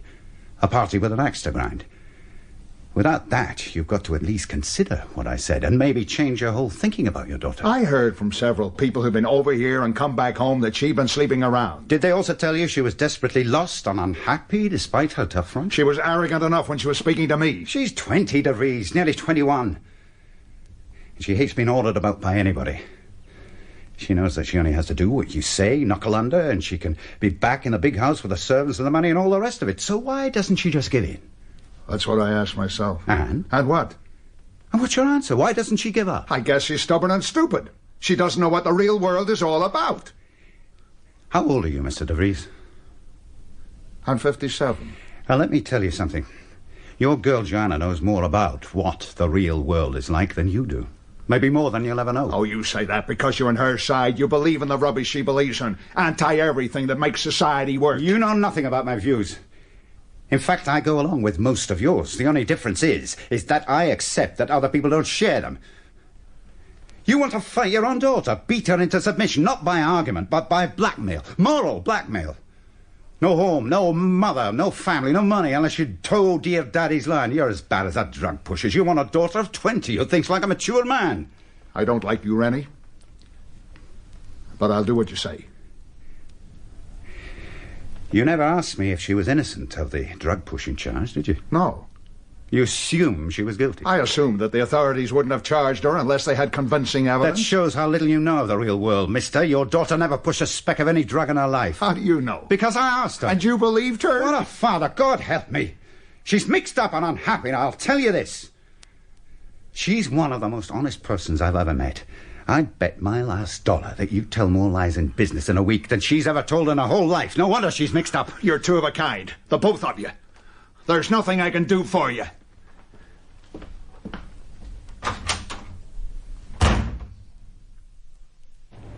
A coffee? Can I have an ice cream instead? Vanilla. One coffee with cream, one vanilla ice cream, please. Thank you, sir. I understand you had a confrontation with my father. How'd you know that? I went to the Amstel where he's staying, and I apologized for what I said to him earlier. Good girl. Never lose your temper. If you're in the right, you don't need to, and if you're in the wrong, you can't afford to. And here endeth the second lesson. You certainly made an impression. Purple Hearts and congressional medals barely good enough. You're a good man, John Rennie. I hope that somebody's being good to you. Why do you think I was an anarchist? You are, Joanna. Not a cartoon one with a bomb in your hand and a striped jersey, but an anarchist all the same. I don't want to change anything. I just don't want to be part of it myself. Part of what? A corrupt society. It's a tough world, kid. It always was, and it always will be. But why should it be? Why should people be so rotten? Well, who have you got in mind this time? You know what I mean. Well, tell me. Why do politicians have to be corrupt? Why do educated men waste their time selling people junk we don't need? Why don't people care about the losers? How come money and success are the only things that matter? Well, as long as you recognize that that's what it's like, you won't get hooked. You're much the same as them, anyway. How on earth do you make that out? Oh, don't sound so surprised. They're turned on by power and money, and you're turned on by marijuana and hash. What's the difference? What I do doesn't hurt anyone but me. When a politician gets a payoff for giving a construction job to an old friend, that's what he says to himself. Somebody's got to build the road, so why not old Joe? And don't kid yourself that taking drugs doesn't hurt anyone but you. It does.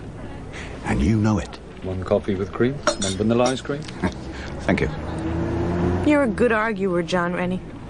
I wish I knew how to argue back. Tell me what you'd really like for yourself. I'd like to live somewhere quiet. A small farm. Just getting by. Doing nobody any harm. Just growing good food for people to eat. Well, I'd say your old man would stake you to that if he thought it would make you happy. How'd you make him change his mind about me and like me? He always liked you. He loved you in his own way. Bet he doesn't love me really, or he wouldn't have thrown me out. You'll be okay, kid. Don't worry. You'll work it out. How do you know? You're too bright to want to end up in the gutter. When will you be coming back here? I'm not sure. A couple of days, maybe. It's better when you're here. I get lonely when you're not here. You're so different. You're sane and, I don't know, honest. Don't depend on me, girl. Just stand on your own 2 feet. Be independent. Put me through to Mr. Painter, will you? It's Rennie. Hello, Johnny. We'd better have a meeting. Can you come to London? You could be over and back the same day. How about tomorrow? Yes, fine. Let me know your flight. I'll meet you at the airport. It's getting out of hand, Johnny. It's getting away from us.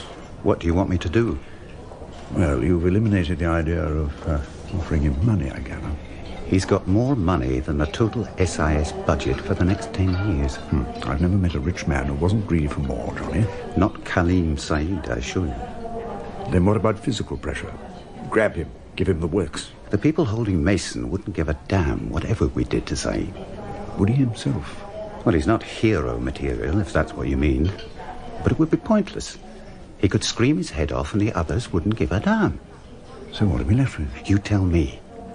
You know what we have to go for as well as I do. So don't beat around the bush. Tell me what you want me to do. We'll have to lift his kids, put pressure on him that way, so that he uses his influence on the higher-up Arabs who are backing these people. Or I could move in on the gang holding Mason and wipe them out. Get Mason and whatever documents they've got at the same time. Oh, you know that isn't a runner. Apart from the diplomatic outcry, they could have copies of Mason's stuff lodged somewhere else, all ready to be sent to the press. So, like I said originally, we swear that the documents are fakes. What, and have every journalist in London clamouring for an interview with me? Threaten him with the Official Secrets Act. But he'd cave in under the pressure like he has with the kidnappers. Well, so let me deal with Mason on the spot. He gets caught in the crossfire. Or we say they killed him, so we couldn't prove they were faked. Crossfire? Oh, no, Johnny, none of that. The whole point of what we've been doing is to keep it quiet. Okay. I'll take the children. But I'll need a few days to work out a plan. Fine. Anything else you want while I'm here? No. I'll see that you get appropriate recognition when this is over, Johnny. You can rely on that. You better send Ryan and his team over right away. I'll need to brief him and show him around. Right. I'll try and get them over today or tomorrow. Would you like a drink, Ryan? I wouldn't mind a malt if you got one. I didn't expect you until tomorrow. I thought I'd better get over and do a recce before I get the team over. Did Painter brief you? You could call it that, I suppose. He said you'd enlarge on it. Well, here's a timetable of the Saeed's family's daily movements. Cast your eyes over it, would you? Who did this report, Johnny? Oh, well, he's a friend of mine. Wouldn't make O-level English, whoever he is. Well, how's your taki-taki? What the hell's that? It's his language. He's Surinamese. Is he reliable? Well, he's reliable enough, but he's not a trained observer. Well, it's the times that matter to me. Will those be accurate? Yes, the local times, of course, not GMT. The best time to pick up those children is in the morning, when the car comes to take them to school. Mm-hmm. The school will assume they're not coming, and that could give us all day before the balloon goes up. And that brings me to the main question. Will Saeed bring in the Dutch police, do you reckon? Well, it's hard to say. My guess is that he won't. Not at first, anyway. He'll be scared of affecting his diplomatic status here if anything comes out about what he's been involved in. But he's very fond of his children. That might make him panic and call in the police. So we pick up the 2 kids, stash them away, contact him. Tell him the only way I'll get them back is for Mason to be released unharmed. What about a time limit? Well, what do you think? A week? Well, not longer, anyway. These things begin to start falling apart after 4 or 5 days, no matter how well planned they are. Yeah. It must seem odd for you to be on the other side for once. The anti-kidnapping team doing it themselves for a change? Not really. I always have to think as if I were on the other side when we're acting against them. And interrogating them afterwards, you learn a lot about what they were thinking and the effect your own moves had on them at the time. Well, is this going to be tougher or easier than the usual kidnappings?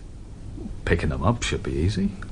Keeping them under wraps shouldn't be difficult, unless the police are drawn in and the media get hold of it. Mm-hmm. But Holland's a small country.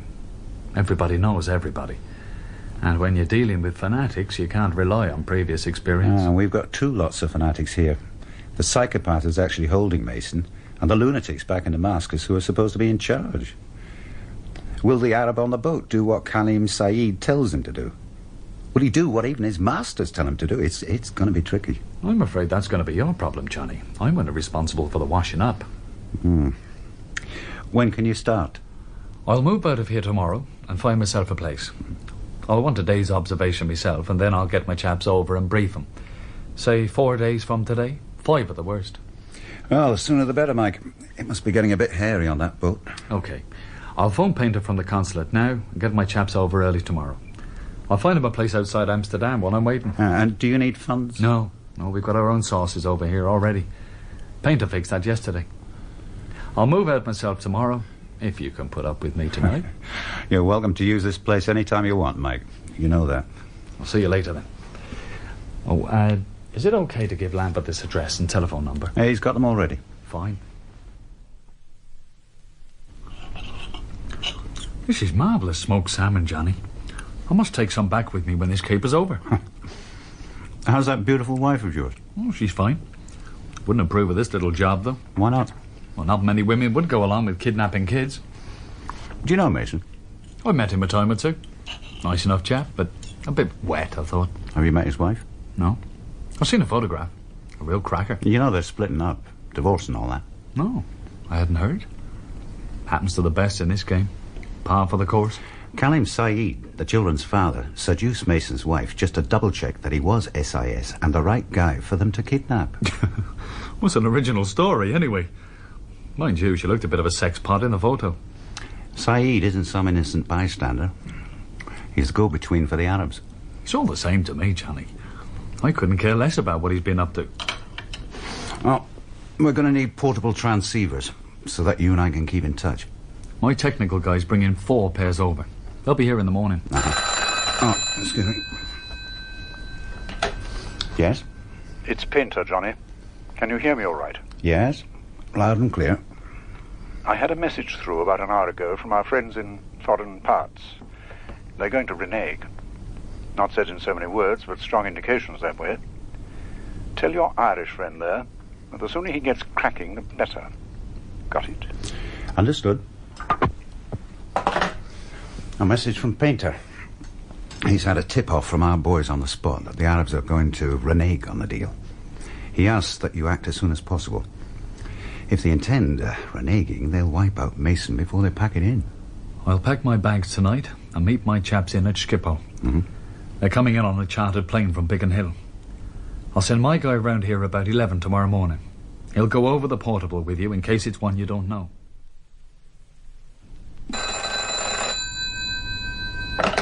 Yes? Johnny, it's Ryan. Yep? Tomorrow's the day. There'll be no contact for the rest of the day from us, so make the best of it, because you'll have to stay in your place all the time after that, or somewhere we can always contact you. The equipment's coming your way about now, okay? I guess so. You don't sound too sure about this operation. I'm not. Why not? I just don't know. Maybe because it's Painter's idea, not mine. I'm not sure how it's all going to turn out. Take care.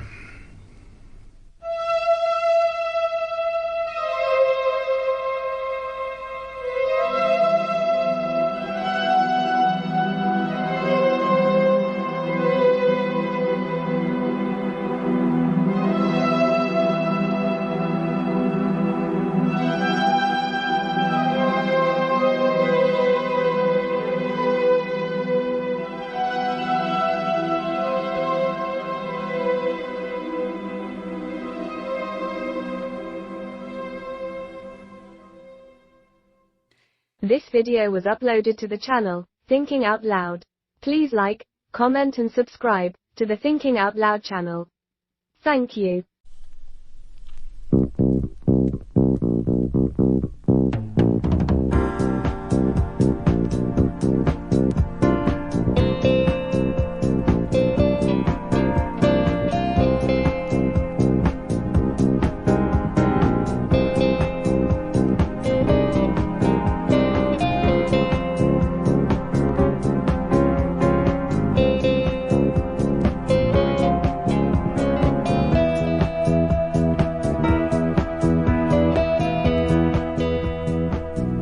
Mason, the SIS man, was being held captive on a barge. Halim Said's children were about to be kidnapped so that a swap could be arranged. And John Rennie had time on his hands. I've often wondered what I'd do, where I'd go in such a situation, how I would pass the time. Rennie went to see the girl, Joanna. Maybe there's a clue to his character there, but if there is, I haven't found it. Joanna had done up the sleazy room, a slapdash paint job, a couple of pictures from magazines stuck on the walls, and some flowers in a vase. Well, what's happened? Don't overdo it. It's only a lick of paint. Well, it must have taken you ages. One day and half a night, and I never want to see another can of white paint in my whole life. The cleaning down took most of the time. It hadn't been stripped since God knows when. Oh, it's a marvellous job. Makes me want to move in right away. I wish you would. Tea, coffee, or hot chocolate? Hot chocolate. Where do you stay when you're not here? Oh, here and there. Nowhere special. What do you do? See the sights, look around. And what have you been doing apart from painting and decorating? My father gave me some money, and I've been making a list of jobs I might like to try. Such as? Nursing, social work, probation officer, teacher, stuff like that. Oh, you'd be good at any one of those. And what's the next step? Getting some training. Here or in the States? I thought I'd have a last couple of months here in Amsterdam and then go back home at the end of September. You know, I'm proud of you. When we've had our chocolate, I'm going to take you for a nice lunch. So, if you've got anything to fix it now. Where are we going? To the Schiller. Do you know it? I've seen it from the outside. It looks nice.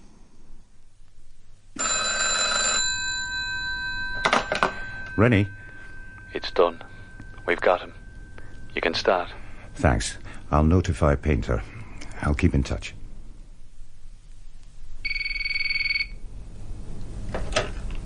Halim Said. Where are your children, Mr. Said? They're at school. Who is this? I'm afraid not, Mr. Said. Your children are a long way from home. Would you like to see them again? What do you mean? My children are... Don't argue, Mr. Said. Answer my question. Do you want to see your children again? Alive? What is all this? I don't understand. But you do, Mr. Said. You've been talking to a friend of mine in London about a Mr. Mason, yes? A friend of my friend. And now I talk to you about your children. Would you like to make an exchange? There's not much time left. If you go to the police, things could be very bad for your kids. Think about it, Mr. Saeed. Oh, no. Gabriella! Darling, what is it? What is it, Khalim? Oh, I'll call the doctor. No. The children. Oh, don't. The children are all right. They'll be on their way home now. They've taken them, kidnapped them. Oh, Khalim, don't say such things. They just phoned. Said they had the children. What? My God, I don't believe it. But it's true. And they demand money, yes? We pay them, quickly, tonight. Phone them back now. Say yes, whatever they want, we will give them. They offer the children in exchange for a man. A man who is held prisoner by other people. People I don't control. What man? What other people? The man is called Mason. He is an Englishman. The men who have him are Arabs under orders from Damascus. Why do they have him? They've got hold of some high-technology war equipment made by the Israelis. They couldn't make it work. They kidnapped Mason so that his friends would show them how to use it. But what has this got to do with you? I acted as go-between for them, passing their messages to Mason's friends in London and passing their replies back to Damascus. But why you? Because I speak English and understand the English, because I have diplomatic status, because they trust me. Who is this Mason? An English Secret Service man. You must be mad. You risk the safety of all your family for those madmen in Damascus. You sacrifice our children to make a piece of equipment work. Why? Why did you have anything to do with it? They asked me, my love. I'm a Palestinian. They are my people. I had to do what I could. You fool. You stupid, stupid fool. A few soft words of flattery and your family can be put at risk. What kind of man are you? You can't understand what it would have meant for me to refuse. It would have been a betrayal. You disgust me.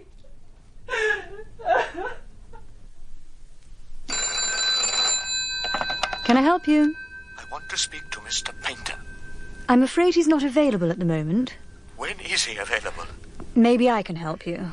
What is it about? I want you to get a message to Mr. Painter. Tell him I must speak to him urgently. It's a matter of life and death. You understand? And your name, sir? Saeed. Halim Saeed. I'll pass on your message, sir. Well done. I was right. You could hear the panic in his voice. The bastards don't like it when they're on the receiving end themselves. Let him sweat for half an hour and we'll call him back. Yes, should just catch the highlights of the test match. Give me a shot in my office when it's time. Very good, Mr. Painter. Hello? Mr. Saeed. Yes. Painter here. You called me. I want my children, Painter. I want them back in 24 hours. I don't understand. Why phone me about your children? They've been taken, Painter. Kidnapped. That must be very disturbing. How can I help you? It's your people, you bastard. They want me to free Mason in exchange for my children. Oh, I see. Seems a very sensible idea to me. Are you making the necessary arrangements? It's not in my control, Painter. You know that. I was just an intermediary. Oh, not quite, Mr. Saeed. You played your part. I only passed messages back and forth. Nothing more. I was thinking of Mason's wife, Mr. Saeed, the girl in Paris. Remember? Are you going to help, Painter?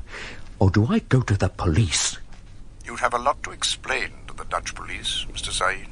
Abuse of your diplomatic status, involvement in kidnapping an Englishman, attempting to blackmail the British government. The world press would have a wonderful time. And you would still have the problem of your children. Now, why don't you have a word with your friends in Damascus? I understand they've got what they wanted. The equipment's working, and they want to keep their side of the bargain, I'm sure. You said several times that they could be trusted. Men of honor, you said. Remember, I have tapes of all our conversations if you need reminding. What do you want me to do, you bastard? Come, Mr. Saeed. Vulgarity won't get us anywhere. It sounds as if it would be wise to go along with what these people say. Or they might feel that what's good enough for Mason is good enough for your children. What does that mean? You suggested that your friends might get impatient and kill poor Mason. The people who hold your children might become equally impatient. You mean you would kill my children in cold blood? I resent that comment, Mr. Saeed. I resent it very much. You asked for advice, and I gave it. Your problem has nothing to do with me. You have involved yourself in a very dangerous situation. I assume you did that voluntarily. It hasn't worked out as you expected, and it's up to you to solve the problem, not me. Damascus might not do as I ask. Oh, I'm sure they will, Mr. Saeed. At least you should try. And quickly, too. If I can arrange this, you will cooperate. I'm in no position to cooperate, but if the other parties referred themselves to me, I should recommend they assist you in any way they could.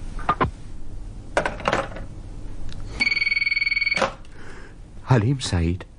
Are you ready to make the exchange, Saeed? For God's sake, I'm not in control of Mason. There are others to persuade. You'd better hurry up, my friend. Your little girl is very unhappy. We can't wait around much longer. No more than 24 hours. I don't like it, Johnny. It's getting a bit dodgy. I don't think his friends in Damascus are going to cooperate with him. They're fanatics. I thought he was too important for them to ignore his wishes, but looks as if I could be wrong. Well, let's just wait a couple of days and see what happens. Yes, but what worries me is that he might panic. Look, I'll have to go. There's someone at the door. Oh, right. But keep me in touch. Yes, I will.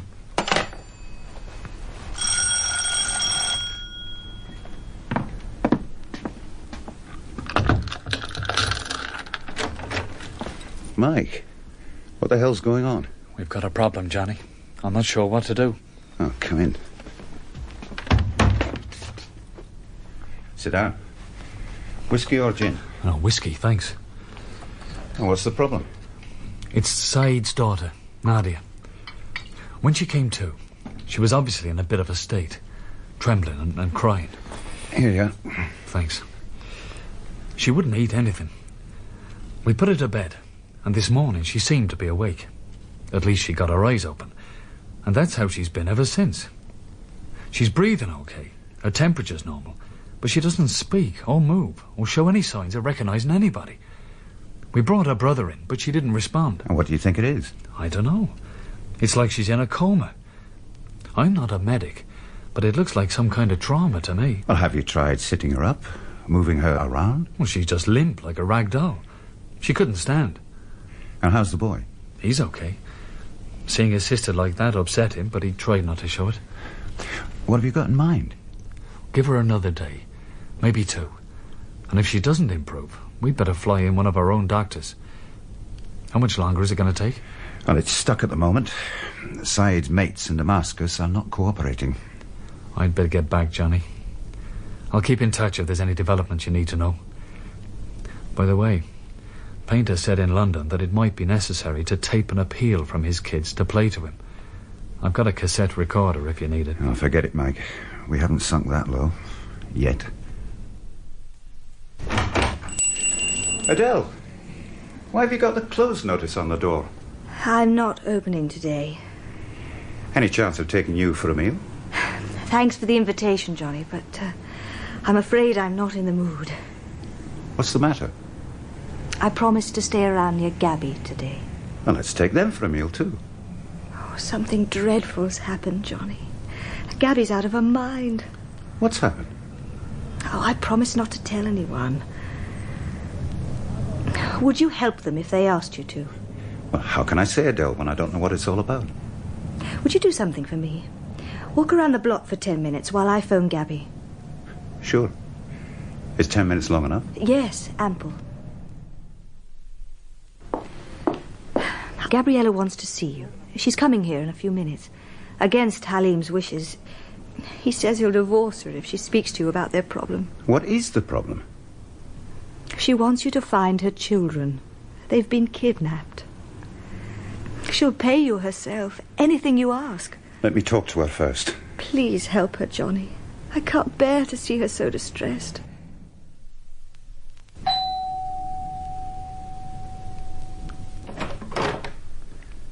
Mr. Said not home. Where is he? In the sitting room?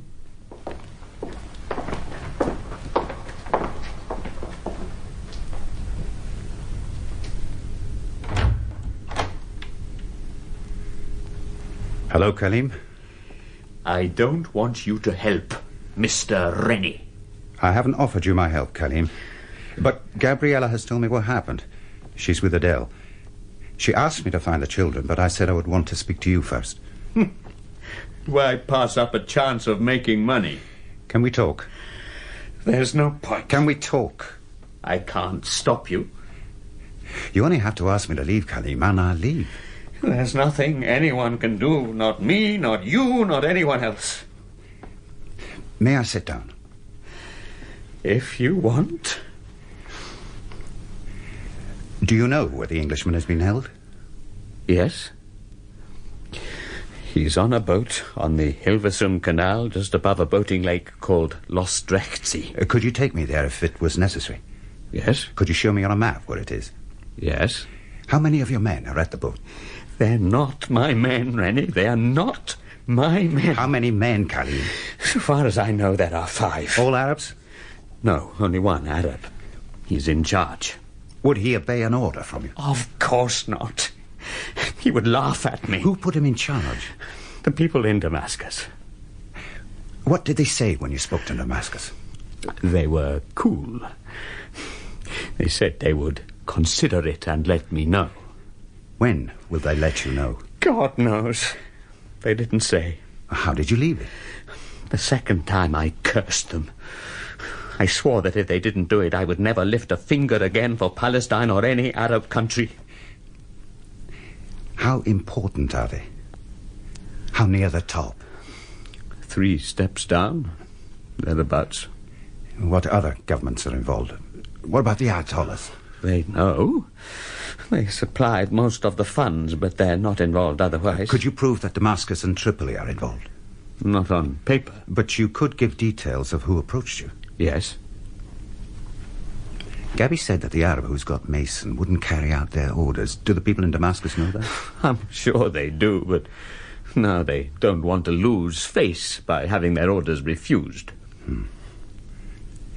This chap in London that Gabby mentioned, Painter, have you got a number where you can call him? Yes. Do you want me to help you? How can you, Johnny?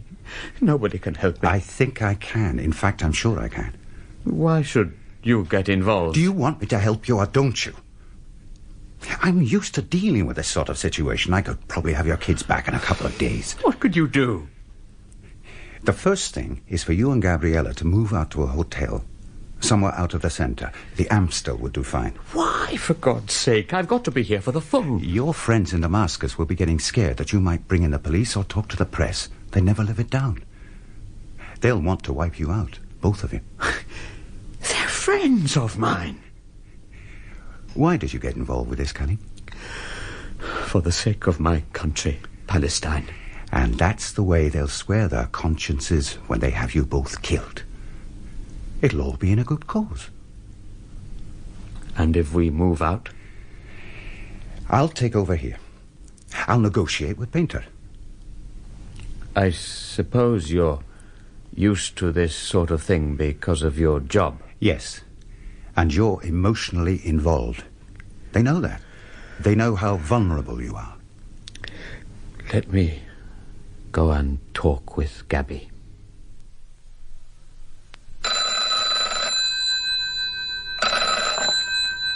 Painter here. It's Rennie. About time. I've been going crazy trying to contact you. What the hell's going on? Saeed's asked me to take over the negotiations for him. You're joking. I'm not. He's desperate, and his friends in foreign parts aren't in a hurry. Apart from that, their representative here is unlikely to carry out their orders. He's a psychopath. He likes what he's doing. How do you know all this, Johnny? And how did you get Saeed to hand over negotiations? I haven't got time to explain. I'm worried that that nutter might blow it all up by finishing off our mutual friend. Ah, so who are you going to negotiate with? Nobody. Well, go on. I'm going to deal with that nutter myself. Soonest. So you know what our friend is, then? Within a mile or so. Uh-huh. Look, I could try asking the FO to put pressure on Damascus. They'd blow their tops, but they might cooperate. It would take too long. Well, on your head be it. From what I could piece together, Halim Saeed and his wife had gone, as Rennie suggested, to the Amstel Hotel. Then Rennie had gone back to the Saeed's place to see if he could find anything that could help him. He didn't stay long, because a few minutes after he arrived, there was a ring on the doorbell. He must have had some uneasy moments when he saw the police car and the 2 uniformed policemen. Are you Munir Saeed? No, he's not here. Can I help you? Maybe. We'd like to talk with somebody. Oh, you better come in. We are from BAR, the Criminal Investigation Section of the Amsterdam Police. We're investigating a murder. How can I help? Where is Mr. Saeed? Well, he's away with his family for a few days. I'm not sure where they are. Touring, I think. I'm just looking after the flat for them. Where are his children? Well, they're with him as far as I know, but what does all this have to do with a murder?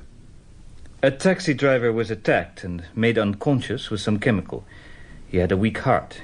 He never recovered consciousness, and he died late last night. We checked with the company who employ him, and it seems he had a regular trip every day to take the Saeed children to school. We know from his girlfriend that he intended to pick them up as usual the morning he was attacked. When was this? 2 days ago.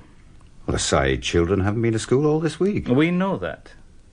We checked at the school. May I ask your name? Rennie. John Rennie. Are you English? Yes. What are you doing here in Amsterdam? I'm here on business. I'm employed by a firm of solicitors in London. We found children's fingerprints in the taxi. We'd like to compare them with the Saeed children's prints. When will they be back? Well, they said 5 or 6 days. Will you be in contact with Mr. Saeed? Well, he told me he would phone to say when they were on their way back. Perhaps you would ask him to contact us as soon as possible. Did Mr. Saeed seem worried when you last saw him? Well, I wouldn't say that. Why should he be worried? There was a theory we had. It doesn't seem likely, but it would fit what we know. What was the theory? Thank you for your help, Mr. Rennie. Don't forget to ask Mr. Saeed to contact us as soon as he's back. Egypt calling Pyramid. Egypt calling Pyramid. Egypt calling Pyramid. Over. Egypt calling Pyramid. Over. Pyramid. Receiving. Over. I need you, Pyramid. Soonest. My place. Over. Okay. See ya. What's up? I know where Mason is. I'm going in to get him. It'll be easier if I've got some backup. You. Where is he? He's on a boat on the Hilversum Canal, not far from Utrecht. There's an Arab in charge, and there's 4 or 5 Surinamese. The way I plan to do it... Just let me check again. Binoculars, maps, radios, PPK, silencer, spare loaded chamber, thermos, sandwiches. Right, I guess that's it. What car have you got? A BMW. Registered locally? Yes, it's a hire car. In your name? No way. Okay. I want to start at about 9 when there's plenty of traffic on the roads, so I'll set the alarm for 7:30. Use the spare bedroom. I'll wake you. Sleep well. You too. That looks like the canal. Over there on the right. There's a made-up road. According to the map, it goes almost to the windmill.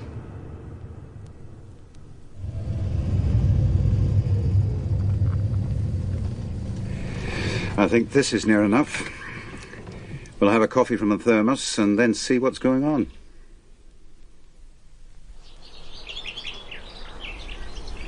You ready? Sure.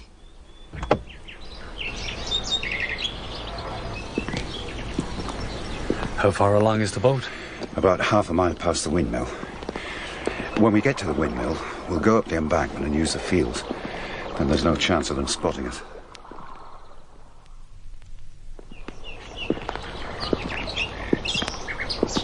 Hold on. I want to take a look.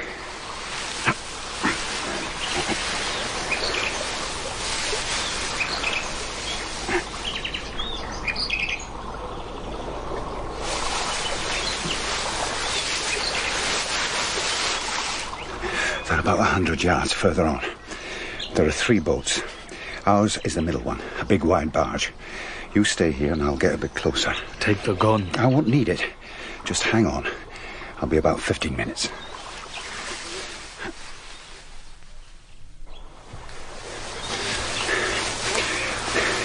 I saw the Arab and 2 of the others.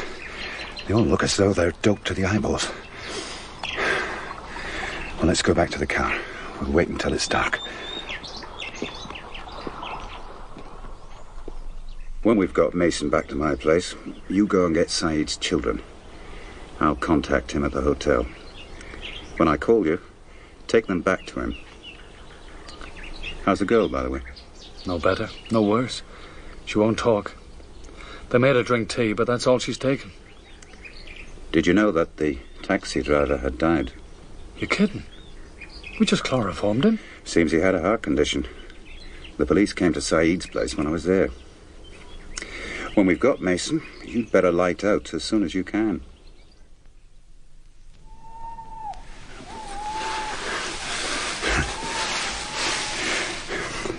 We're right opposite the boat. And there are lights on the afterdeck. And the Arab is standing by the gangplank, smoking. When he goes back on board, I'll take him. Let me go with you. No. When I go on board, you keep watch. When I've dealt with the Arab, I'll go below deck. And then you come aboard sharpish and cover me from behind. If they're all doped up to the eyebrows, it'll all be comparatively easy. And if not, a nasty bloody mess. Oh, what matters is getting Mason out alive. Are you ready? Yes. Okay. Let's go.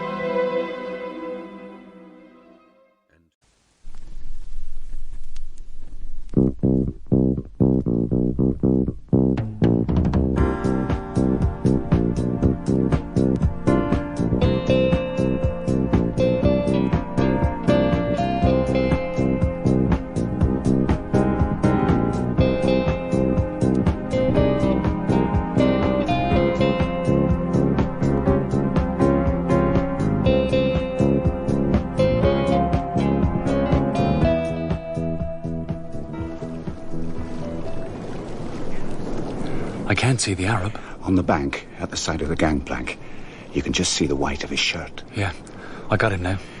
When he goes up the gangplank, I'll go down across the towpath and follow him onto the deck.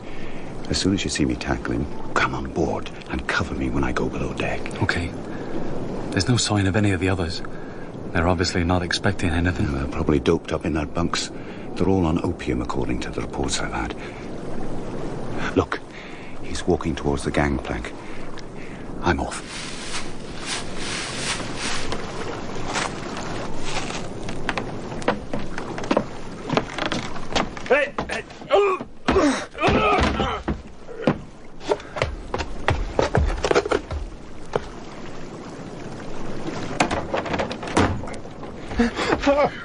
Where is Engelsman? Where is Engelsman? Come on, show me. Out of my way. Mason, It's Rennie. John Rennie. Can you sit up? What is it? Is he okay, Johnny?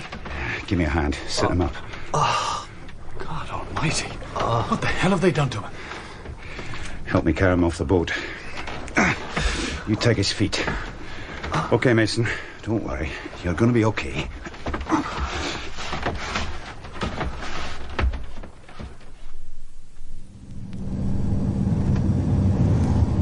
When we've got Mason settled in my place, take the kids back to Saeed's house at 10 o'clock. I'll contact him and tell him to be there. Don't talk to him. Just check that he and his wife open the door and leave the children. Get back to London on the first flight you can make. Okay. Will you contact Painter? Yes.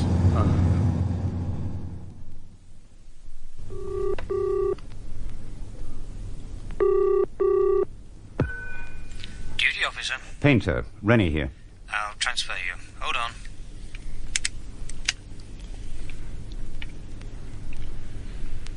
Is that you, Johnny? Yes, it's done. Mason's with me. We'll be returning our small friends to their owners this morning. That's bloody marvellous, Johnny. Congratulations. Was it difficult? No, if it had been difficult, it wouldn't have worked. My God, I'm relieved. It's been hanging over everything like a big black cloud. When will we be back? Do you want me to debrief Mason while he's here? Might be easier. More likely to tell the truth now than later. How is he? Pretty bad shape, but mainly cuts and bruises. He'll be okay in a few days. See you.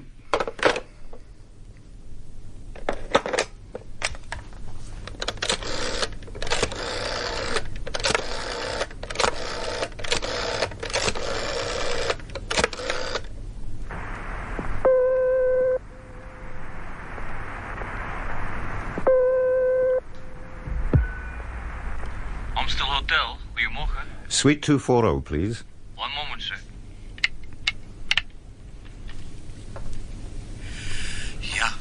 Telephone call for you, sir. Yes, Halim Saeed. Kaleem, this is John Rennie. Your children will be back at your place at 10 o'clock. I suggest you and Gabriella go over as soon as it's convenient. You mean that? They'll be at your place at 10. I'll come over later.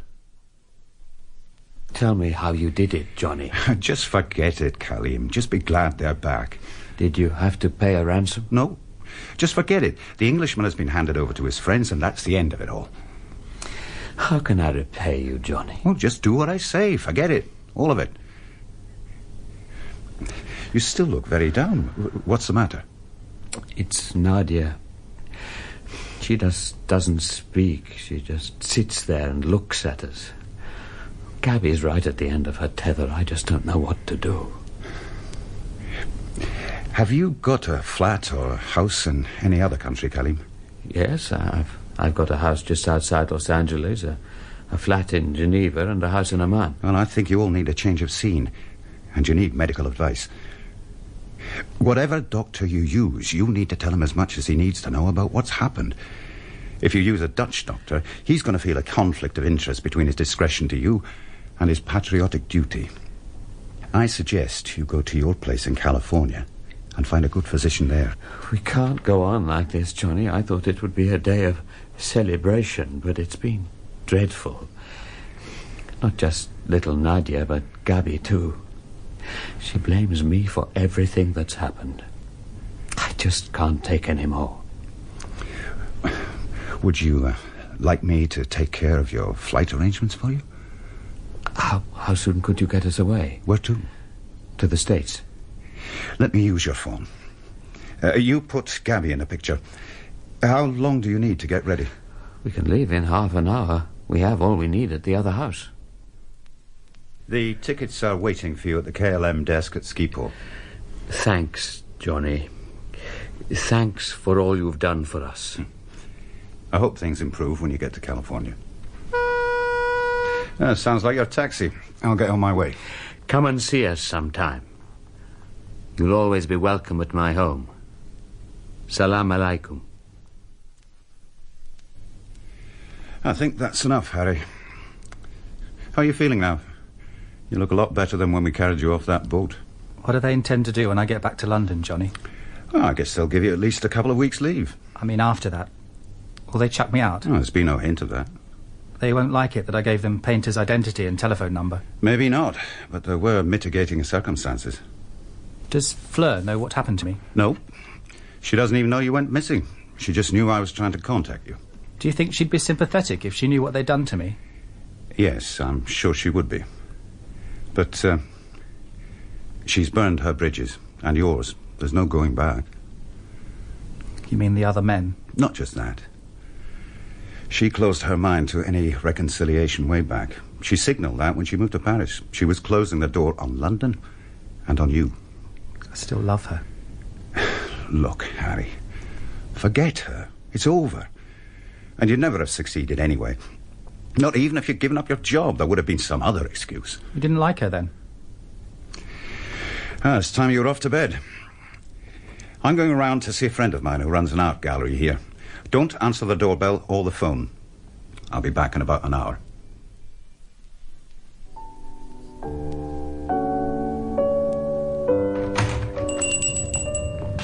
Hello, Johnny. Hello, Adele. Am I disturbing you? No, come in. I could do with some company. Halim phoned me this morning. How are things with him? You haven't heard from him? No. Well, little Nadia's in some sort of mental home. From what I can gather, she's no more than a zombie now. They found an Italian-speaking psychiatrist. Gabby thinks he's good, but Nadia doesn't recognize Halim or Gabriella. The medics are bandying around words like catatonic state, and Gabby blames it all on Halim. She's asked him to move out. Says the marriage is over. How's he taking it? Oh, it's the last straw for him. I'd have bet my last guilder on them never breaking up. And now, in 10 days, it's as good as finished. How the hell can that happen, Johnny? Was it Halim's fault? I guess, indirectly, it was.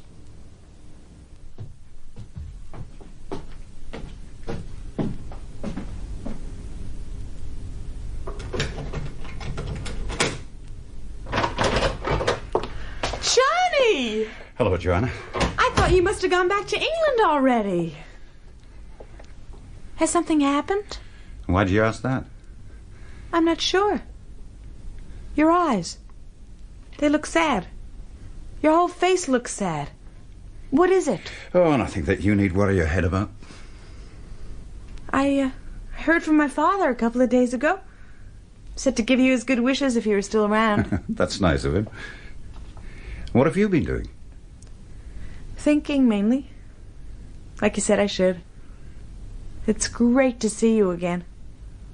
What have you been doing? Or shouldn't I ask? Tell me what you've been thinking about. I thought about you as well as me. And how did I make out? You came out of it fine. You always do. Not on all counts, but most. Tell me more. What parts do you want to hear? Oh, the failings. The minus factors. They're not exactly failings. More things that don't fit. So, tell me. Part of you really scares me. Sometimes your eyes look like a spaniel's eyes. Then sometimes they're so hard they send shivers down my spine. That's one side. The other's you with me. You pick me up from the gutter. Literally, the gutter. You give me a bed and food, but you don't try to get me into bed. I thought at first you might be a queer. But by the second day I'd given up on that theory. Well, I guess I have to be grateful for small mercies. In your macho sort of way, you're really pretty kind and gentle. It's an impossible combination, but that's how it is. And I like it. How are you going to put me right? Now you're being sarcastic, and that's not fair. I'm not. I want to know. Seriously. What do you do, Johnny? How do you earn your living? I plead the 5th and the 14th Amendment. Okay. You're not going to tell me. But I think that whatever you do, you're being wasted. I'll tell my bosses what you think. I can't can't imagine you having a boss. Why not? I can't imagine you doing anything you don't want to do. Like what? Something dishonest. Something that's not right. Something you don't like doing. And how did you come out of all this thinking? I decided that my ideas were right, but my arguments were no good. And what I think is just instinct. I need to justify it better. I better start sharpening up my argument. When are you going back home? I decided in the end not to go home till Christmas. But that depends on you. Go on. Can I use this room as long as that? The rent's paid till next June. You can stay as long as you want. When shall I see you again? Maybe tomorrow or the day after. Rennie flew back to London with Mason, and Painter met them at the airport. He had booked them into the Hilton for the night. Because Mason was tired, he turned in early. You look pretty knackered, Johnny. How do you feel? Tired. A bit out of rhythm. You got my report about the Said family? Oh, yes. Serve him right. He was bloody well asking for it, and he got it. Well, I'll be on my way. Oh, we'll have a meeting with Fredericks day after tomorrow. You've met him, haven't you? He's the FO liaison chap, isn't he? Yes, very influential. And a good brain. He was holding his breath a bit while you were in Amsterdam. So was I. See you in a couple of days.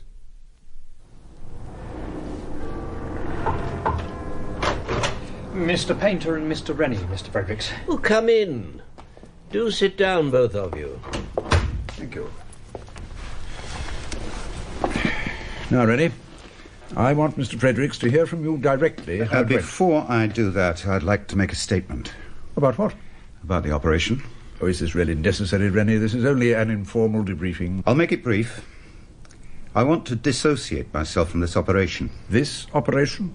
It's all over now, surely. I'm talking of a matter of principle. Oh, a principle. Do go on. I've made my statement. I've nothing to add. For my benefit, Mr. Rennie, perhaps you can tell me what this is all about. My team found out where Mason was being held. But it wasn't possible to get him out without an actual attack on the place. I was told from London that that was out. So the only way of getting Mason back was to put pressure on Kalim's side. And the only one that would be effective was kidnapping his 2 young children. I was ordered to go ahead and do that. In the end, I had to take direct action against the kidnappers to rescue Mason. And after that, Said's children were returned to him. He has no proof that SIS was involved in kidnapping his children, nor does he know how Mason was released. And no suspicion that I'm connected to SIS. I debriefed Mason in Amsterdam and escorted him back to London 2 days ago.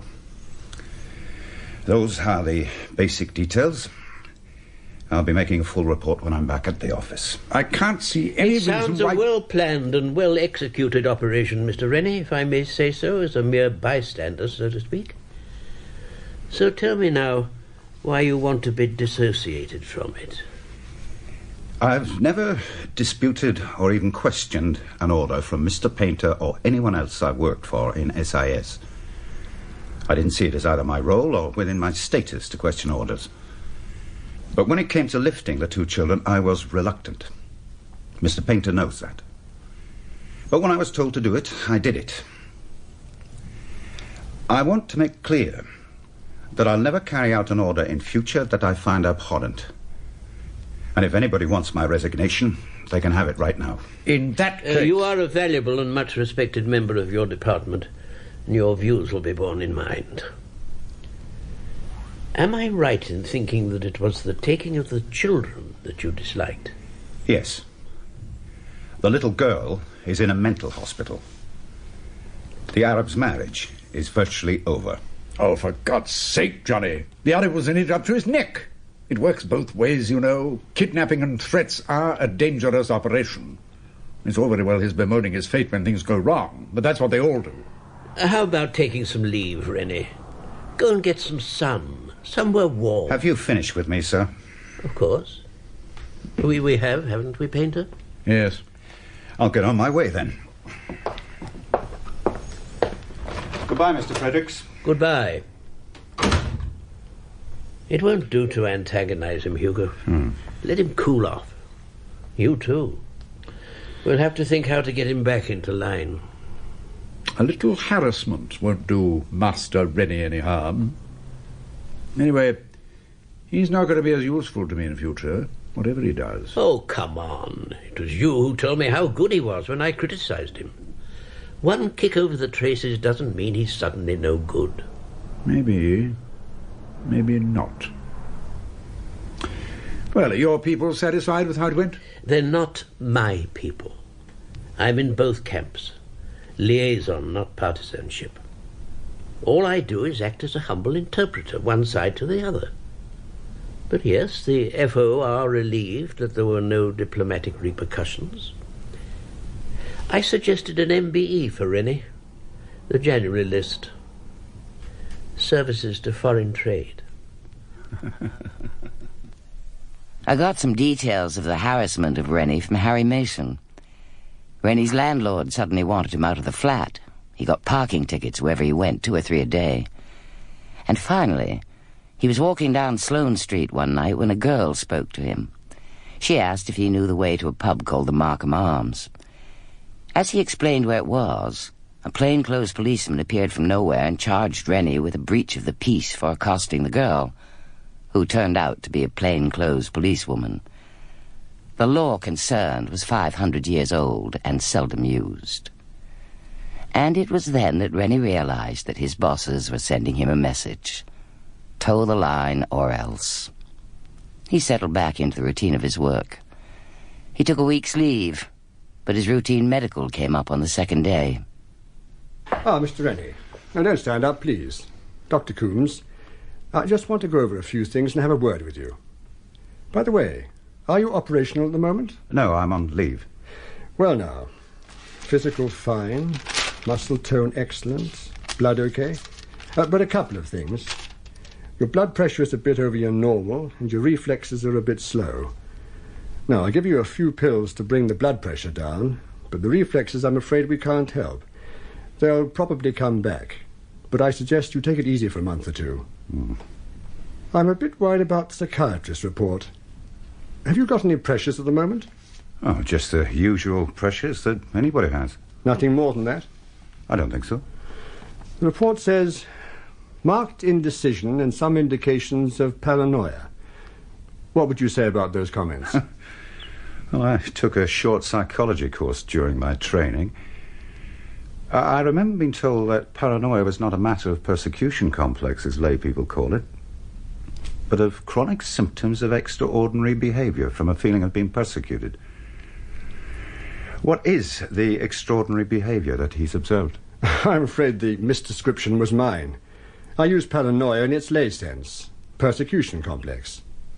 The psychologist merely noted that a number of your replies indicated a hidden resentment of something or other, possibly an overdone resentment of any form of criticism. I never take too much notice of what other people think of me. I worked out my own lifestyle a long time ago. Okay, well, just bear it in mind. I'll give you a prescription for the blood pressure. It looks a temporary thing, and it's certainly nothing to worry about. Sorry I've been so elusive the last few days, Johnny. My girl says you phoned several times. I thought you were on leave. I am, officially. I wanted to get my log over and done with. Oh, don't fret about it. You're more important to us than a routine report. Fredericks tells me the FO have approved a rather nice little surprise for you next January 1. Oh, thanks. But if that means what I think it means, then there are problems. Well, what are the problems? Maybe we can help sort them out? Well, there are several. First of all, my flat. I've received a number of letters. I've got all the details. Leave it to me, Johnny. We'll teach those bastards a lesson, the Met and the landlord. Believe me, their feet won't touch. Forget it, all of it. Just leave it to your uncle. Abject apologies from the Met, Johnny. Seems they've been doing a blitz on curb crawlers and others in the Sloane Square area. Sergeant Davis has been kicked in the rear for being over-enthusiastic, and your landlord would be very happy for you to stay. He felt his wife might not be too happy if she heard about the little bird he keeps in his place up the stairs. There aren't many benefits we get in the old firm, but putting a bit of pressure where it hurts is something we can do. I gather your little scheme worked with friend Rennie. Oh, yes, no problem. It always works. A bit of pressure, and then the magic wand. You don't think he rumbled what was going on? He's an old hand. Probably seen it happen to others. But that's the beauty of it. If they don't cotton on to what's happening, they're impressed and grateful for what we do for them, and the relief of everything going back to normal. But if they do suspect it's a put-up job, it gives them pause to think. If that's what can happen just as a warning, what might happen if it was for real? If they're bright enough to work it out, they get the message. The odd thing is that I'd have bet my last quid that you'd never need to do that sort of thing to Rennie. As the Bible says, put not your trust in princes, nor in any child of man. It's the Book of Common Prayer, actually. Ah. I should keep him in London for a bit if I were you. Easier to keep an eye on him. True.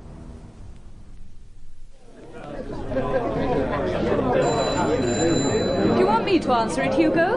No, I'll do it, darling. Oh, Tony, fill the glasses while I'm out, will you?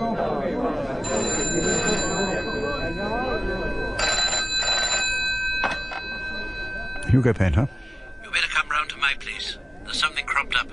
About what? About your bloody man Rennie. It couldn't wait until tomorrow. I wouldn't have called you if it could. I'll come round right away. I want to read you something, Painter. This is tomorrow's copy of Time magazine. Washington sent it over today in the embassy bag. I won't read it all, just the bit that matters.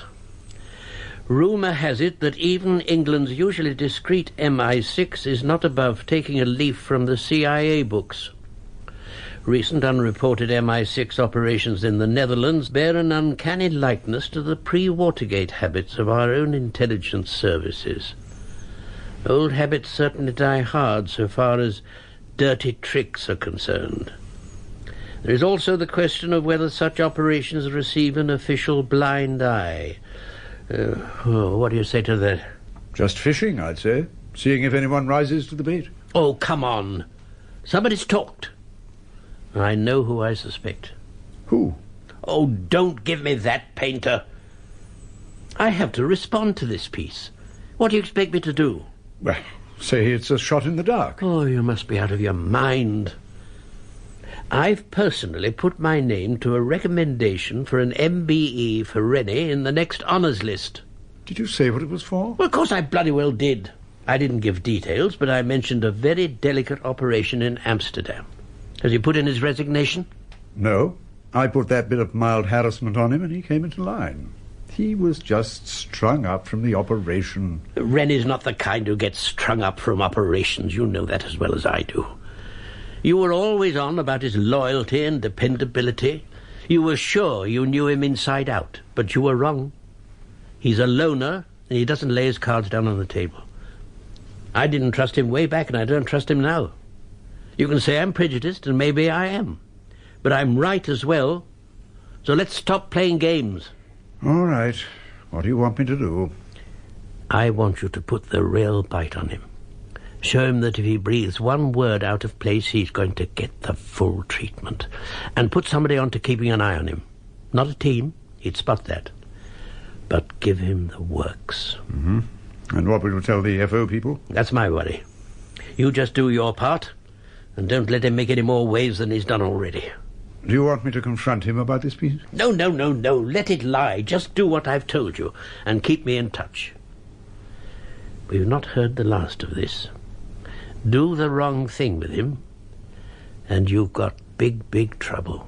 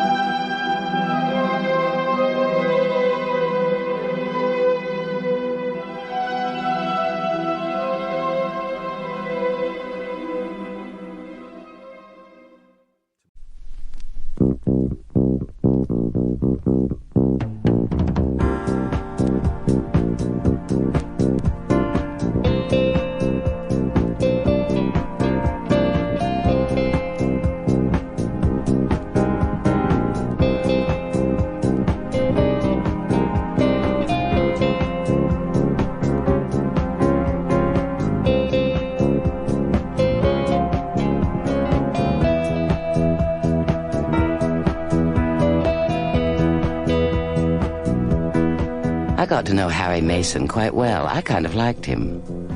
He told me a lot about Rennie and Painter. I think Painter was a real creep. And it was typical of the man that he wanted to use Mason to spy on Rennie, who had saved Mason's life. But I guess if you're in the dirty tricks business, it's just part of the game. And it was typical of Painter that he briefed Mason at tea in the Hilton. Tea all right for you, Mason? Fine. Good. Well, help yourself. I've a bit of a problem, Harry. I need your help. Glad to be wanted. I felt a bit spare and unloved since I got back from Amsterdam.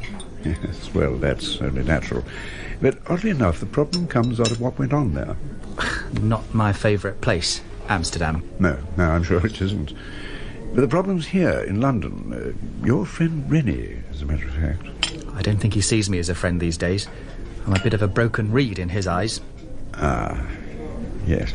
Well, there was a piece in one of the American magazines, mainly about dirty tricks in the CIA, but it made a fleeting mention of SIS and dirty tricks. It specifically mentioned a recent SIS operation in the Netherlands. How did they get hold of that? What? Now what? Now nothing, if we can keep the lid on it. But Rennie turned a bit wet about the Amsterdam operation. Has he said anything to you? No, he's avoided me. But I know he was put out about the Arab's kids and the wife. I think he had in mind that sort of thing happening to his own daughters. Did he now? Did he say that? No, but when he was debriefing me, it was obvious that it stuck in his gullet. Made him a bit sharp with me, because I talked. Yes, I see. Anyway, we're worried that he might have leaked the story because he didn't like what he had to do. That isn't the kind of thing he'd do. He's dead straight, is Rennie. If he wanted to raise hell, he'd do it head on. You sound like a Rennie fan. I admire him. He's tough, and he's got bags of courage. Never seen him back down. And in his own peculiar way, he's straight as a die. Yes, you may be right. Maybe he didn't leak it, but somebody did. And I want you to keep an eye on Rennie for me. I'm going to post you to him as an assistant on the job he's doing now. If that's what you want. I'll notify him tomorrow. Tell me, how are things with your wife now? Any progress? She's started the divorce. Oh. I wanted to defend it, but legal said no. It could mean things coming out in court or using the Official Secrets Act to prevent it. They didn't want either to happen. Well, is there anything we could do? Explain to her that it was only your work that kept you away? She knows it was that. It's gone too far. I've had it, so far as she's concerned. I am sorry. Very sorry. Still, maybe you'll meet someone with more understanding. I hope so. I don't want anyone else. I want her. Yes. Yes, well, I'll contact you tomorrow when I've spoken to Rennie. Now, can I give you a lift anywhere? No, I'll hang on here for a bit and have a noggin.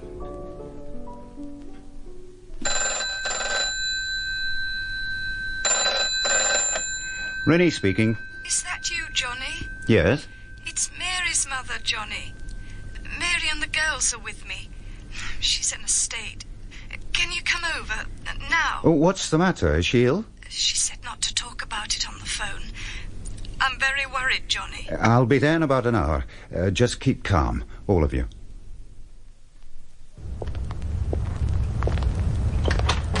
Oh, Johnny, thank God you've come. I've been out of my mind all day. What is it, Mary? I phoned you, but you were out.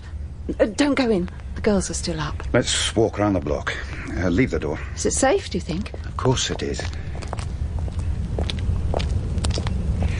Now, tell me what's happened. I took the girls to school and I was back just after 9. About 10, there was a knock on the door. When I opened it, there were 2 men there, a young one and an old one. And there was a van in the road. I asked them what they wanted. And the older man took off his hat and said he'd brought the coffins. There were 3 coffins there on a strip of foam. Large one and 2 small ones. Go on, Mary. With labels on them, glued on. One said Mary Rennie, and the others just said Elizabeth, Mary. I walked back to the house, and the old man came with me. He gave me an envelope. There was a note inside. It was typed, and it said, "Be very quiet and very careful." Where's the note? I don't know. I looked for it afterwards, but I couldn't find it. Go on. I phoned you and left a message, and I didn't know what to do. I panicked and phoned Mother. She said come over, and I fetched the girls from school. I called a taxi and we came over. Did you tell the girls what had happened? Oh, God, no. But they could see I was worried, and they're terribly upset. Was I a fool about it all? No, of course not. People play these tricks from time to time. Practical jokes. But they're not very funny for the folk on the receiving end. Don't worry about who did it. I'll soon find out, and there'll be no such nonsense again. Coming! Well, hello, Johnny. Hello, Harry. A balloon gone up, Third World War and all that. Can I come in? By all means. Welcome to my humble abode. Drinky, old man? No, thanks. I need your help, Mason. Will you listen carefully while I explain? Something serious, is it? Important to me, anyway. In that case, let me dip the old head in a drop of cold water. Let's clear the brain for action, eh? Forgive the shambles and the stupor. What's cooking, Johnny? Can this be between just you and me? Of course it can. Is that a promise? Do you trust my promises, Johnny? Yes. Why shouldn't I? I'm the man who talked, remember? One kick in the groin and I called it a day. You debriefed me, so you know all about it. Just a couple of screams and I blew the gap. Harry, you were in no fit state to resist anyone. You'd already been through the mincer with Fleur in Paris. We were talking about promises. Yes, I promised, Johnny. When I came back from Amsterdam, I told Painter that I didn't like the kidnapping of Said's children and the consequences. They put on a little harassment to keep me in line. I went through the help me ritual, and it was all stopped. But it started again. I don't know why. And this time, it's for real. 3 coffins were delivered at my ex-wife's house today. One had her name on it, and the other 2 were in the names of my daughters. My wife was half out of her mind. My God, the bastards. I know why they're doing it. Tell me. You won't let on that I told you. This is just between you and me. It applies both ways, to me as well as you. There was a piece in an American magazine about the CIA and dirty tricks, and there was a brief dig at an SIS dirty tricks operation in the Netherlands. It only came in 2 or 3 days ago. They think you leaked it to the press. Did you? Of course I didn't. Painter told me about it. I said it wasn't you. What are you going to do? I'm putting in my resignation tonight. It'll be on Painter's desk in the morning. Oh, for God's sake, Johnny. That'll make things worse. They'll do their nuts in case you talk any more. That's their worry. As far as I'm concerned, I've had enough. I wouldn't lift a finger for them ever again. Are you going to expose them publicly? No, definitely not. Not unless they really put me in the corner. What do you want me to do? I think they've decided that the best way of getting at me is through my family. And they're right, of course. That's why we had today's little game. I want to ask you if you'll keep an eye on Mary and the 2 girls for me. Will you do that? Yes, of course I will. I've put down Mary's number and various telephone numbers where you should be able to contact me on this card. OK. Do you want to keep down here for the night? Thanks, but I've got things to do before I sleep. I want my resignation on Painter's desk when he gets there in the morning. Ah, thanks for coming in, Johnny. This, resignation, you don't mean it, do you? You're just having me on, making a point. I may be making a point, but don't kid yourself about me meaning it. I mean it, all right. Well, is there anything at all I can do to dissuade you? It'd be a real blow to the department to lose you. Nobody's irreplaceable, but you're as near irreplaceable as you can get. No, nothing would make me change my mind. Well, if that's how you feel. For I've checked with finance. You'll be entitled to a pension of 4/5 of present salary. Becomes subject to tax, I'm afraid, but it is index-linked. That's some consolation.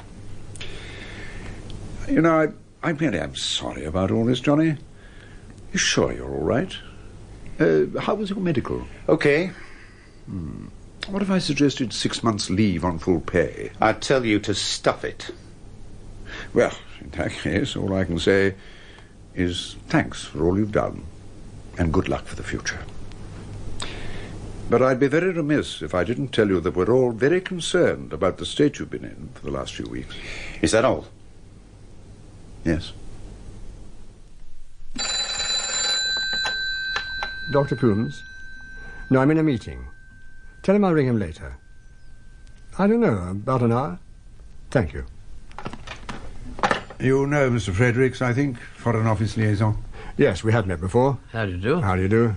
Please sit down. Thank you. Thank you. Now, I listened to the tape of your last conversation with him. I don't think it has any significance either way. You were friendly and considerate, and he was, let's say, aloof. But he showed no signs of paranoia. Well, that tape was just to establish that prior to anything that might subsequently happen, we had treated him reasonably. No antagonism from our side. Well, now, to answer your query. If you use Section 135 of the Mental Health Act, the police can remove a mentally ill person from any premises.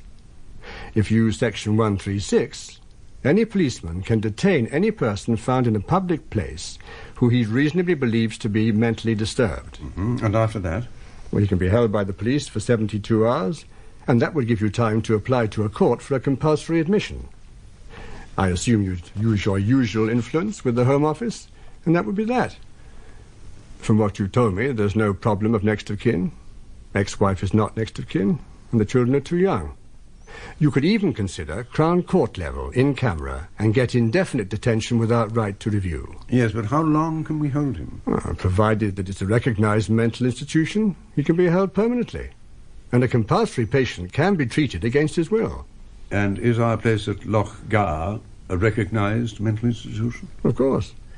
Are you saying, Doctor, that an ordinary policeman with no medical knowledge can seize a citizen in a public place just because he, an unqualified person, considers that citizen mentally disordered? Yes.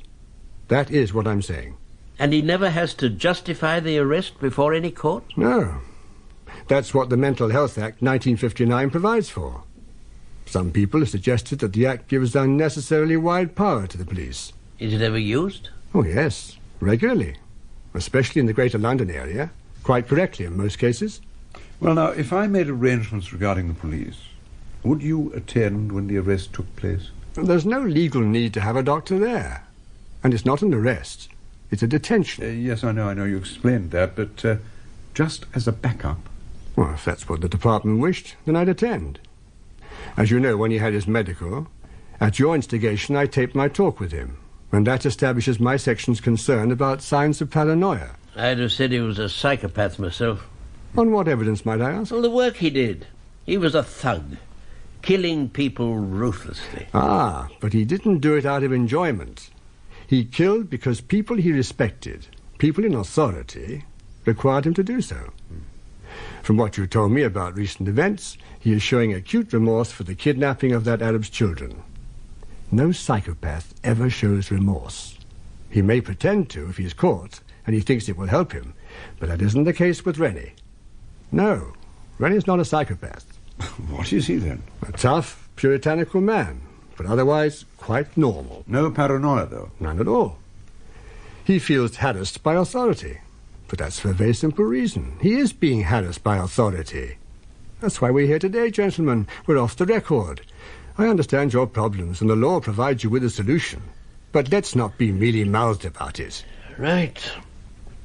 Well, I must get on my way. I'll leave you two to discuss the details.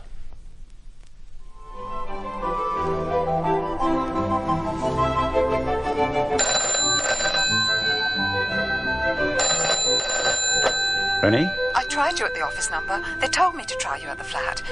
Is anything the matter? Oh, no, Johnny, no, nothing at all. I just wanted to have a word with you. Oh, hang on a minute, would you?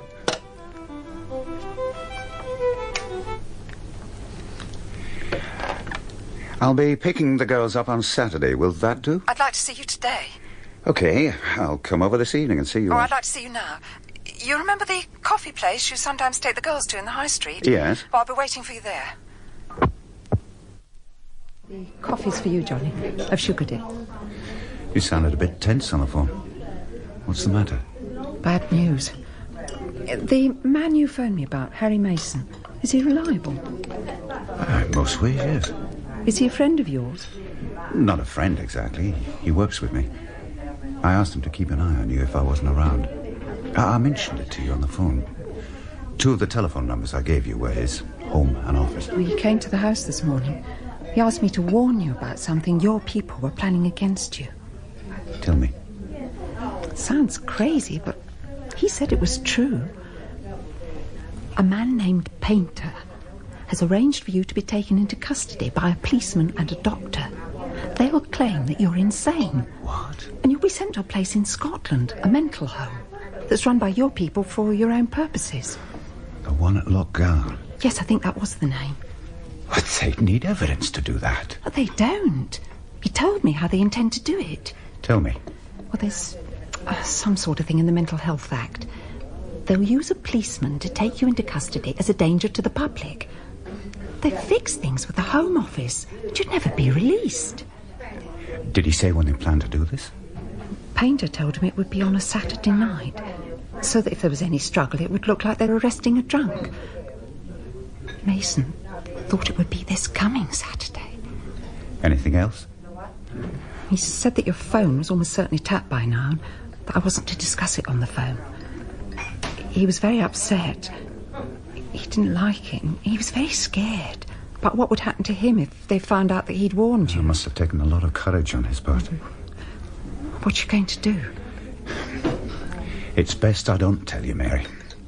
Then if they ask you anything, you don't know anything. Mason said you'd leave the country. Can I ask you to do something for me? Of course I will. Anything. If I have to leave the country, I'd never be able to come back. Or they'd have no alternative but to wipe me out. Will you explain some way to the girls that I didn't desert them? And that I love them both dearly.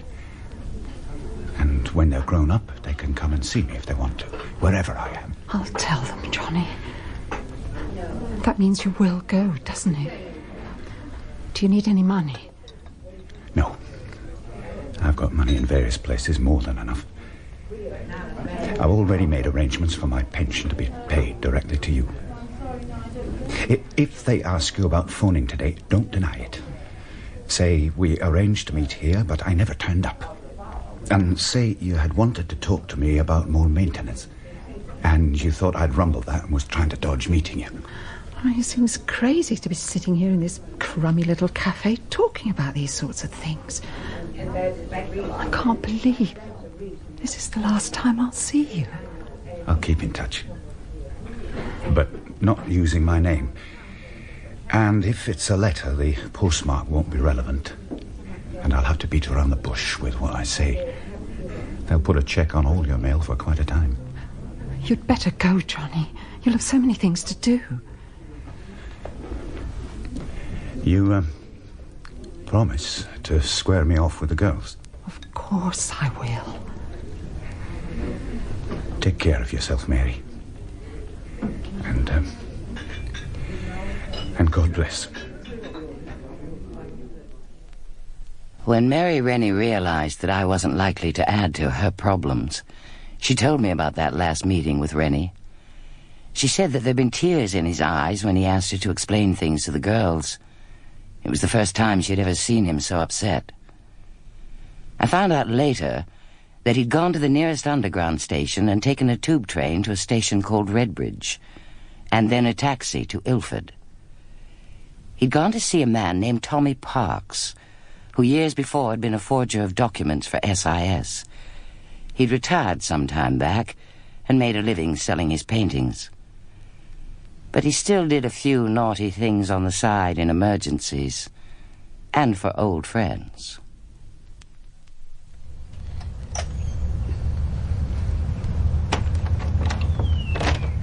Hello, Tommy. My God, what a surprise. Are you on your own? I'm always on my own. Come on in. Thanks. Shop here. Hi. I had a job finding you. You did? Why? How are you keeping? Oh, I'm all right, you know. All right, these stairs, but otherwise okay. You still haven't changed, have you? No, they do. What are you doing nowadays, Johnny? Oh, the same old thing. I need your help. Just say the word, Chief. What can I do for you? I want a passport, Tommy. Canadian or United States, doesn't matter which. But it's got to be the real thing, and I've got to have it in 24 hours. You always was a one for the impossible. Can you do it, Tommy? Yeah. But it'll cost. Will the department pay? How much? 500 quid for the passport. Say another 100 for the work. Getting the real thing ain't that easy now. I'm retired and it costs a packet, either of those. How long do you want? Cash. Yes. Yeah, I'll go down to the bank and draw it out now. You got photos? No. Oh, it doesn't matter. I can do them here in the studio. So, when? You can take it with you today if you'll accept the United States one. I've got one already. Let me take a snap or two. You go and get the cash, get something to read while you're waiting. Be about 3 or 4 hours. Okay? Fine. Right now, 42 inches to the nose. Yep. Want to get it spot on, Skipper. No time for developing or enlarging or reducing. Got to stick to Polaroid. Okay. Here we go. No smile.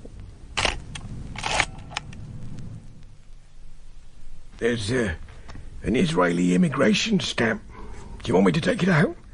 You won't get into an Arab country with this as it is. No, that's okay, Tommy. Just leave it. And what's my new name? Novaks. Paul Novaks. Born in Pine City, Minnesota. Okay? That's fine. And what's the occupation? Says engineer, but I can change that if you want. No. That'll do. How's old, what's his name? Peter's, the painter. Painter? Oh, he's still going strong. Cunning blighter he was. If I did a passport for him, he always gave it to one of his men first time, just to make sure it was okay. He's still much the same. Do they still use you? Well, no, they did give me odd jobs for a couple of years, but I don't hear from them nowadays. You know, they've got a whole bunch of people they use for this kind of work. Do you miss it? Nah. I make a decent living from the paintings. How's your old lady? Oh, she's fine. We're divorced. You chaps never stay married long, do you?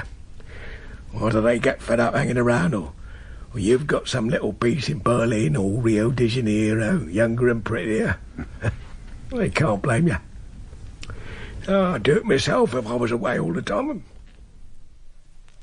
Rennie had kept himself busy for 2 days, drawing all the money from his bank accounts. He had several in different names. He sold his car for cash, bought clothes, and paid his outstanding bills. By the Thursday, he was ready to leave. It was typical of the man and his training that he decided to wait around until the Saturday night and watch to see if they did go to his flat. He moved out to a small hotel near Victoria Station. It was a mistake to hang around. Rennie was a man of action. Arranging his affairs had kept the adrenaline flowing, but he had 3 days to spend with nothing to do but wait. He waited until the Saturday night, and from the windows of the pub across the road he watched the black Jaguar from the SIS pool pull up outside his flat. He saw the uniformed policeman and the doctor get out, and that was enough. 2 hours later, he was at Gatwick. He had no idea where he would actually go, and it was only as he stood in the booking hall that he thought of Amsterdam and the sleazy room in Warmoesstraat, and the girl who thought he was honest. We are about to land at Schiphol Airport. Will passengers please remain seated until the aircraft is stationary? Please check that you have all your hand luggage. We hope you've enjoyed your flight and that you'll travel with us again. Thank you.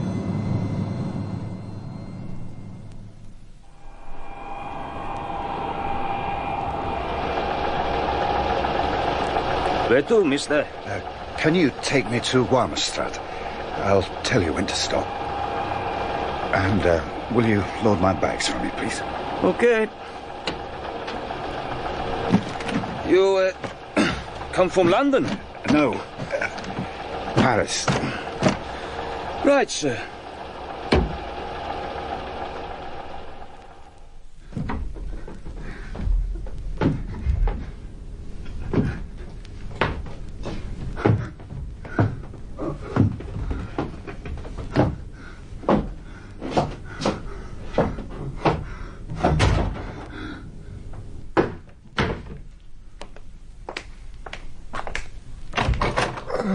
Johnny! What on earth's the matter? You look... Oh, God!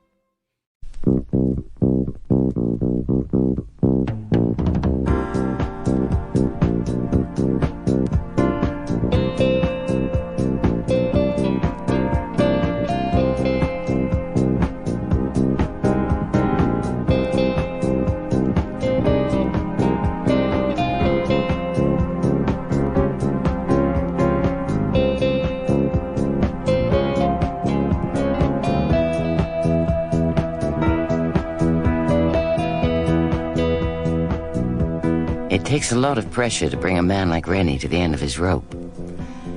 But when he collapsed in the doorway of that crummy room in Amsterdam, it was obvious that if Joanna de Vries had not been there to see him through, it could well have ended for Rennie as SIS had planned, in an insane asylum. How are you feeling, Johnny? Just nod if you're feeling better. I'm fine. You idiot. You're not fine. And I've been so worried. What's happened? You passed out 2 days ago. I got a doctor. He said you were suffering from exhaustion. What the hell have you been doing getting into this state? It's just wear and tear. Nonsense. Anyway, whatever it is, you're going to drink some soup. How is he, Doctor? He's a very strong man, so physically there's nothing much to worry about. But mentally, I'm not so sure. In what way? To be perfectly frank, I don't know. It's been 2 weeks now, and there's something wrong there. Something stored up. There's a big scream inside that man. Someday it's going to come out, and I don't know what will happen then. What could help him? Getting him to talk. He won't talk to me. He's obviously experienced at hiding his feelings. He's better at evading questions than I am at asking them. Maybe you could do it.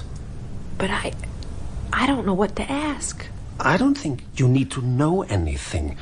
You just need to get him to talk. It's a bit like cutting open a boil to let out the pus. You're fond of him, aren't you? Yeah, I care about him a lot. I think that's why you might succeed where I have failed. I'm only guessing, but I think I'm right. I don't think anyone has cared for that man for a long time. Something or somebody has drained his batteries over the years. Maybe you could charge them for him. I'll try. I've left some pills for him. He says he won't take them. See if you can persuade him to take them. It's important that he should. But what's the matter with him, do you think? It's obviously depression, not just feeling down, but clinical depression. I want to break it up and stop all those wheels grinding away so relentlessly in his mind. If you could get him to talk, to unburden himself a little, it could help a lot. I've been afraid of making things worse. You won't do that. He's too deep inside himself already. He should really be in hospital. I suggested it, but he wouldn't cooperate. I'm very worried about him. Why? I'd say that he was potentially suicidal. Oh, God. Are you sure that you can cope with him on your own?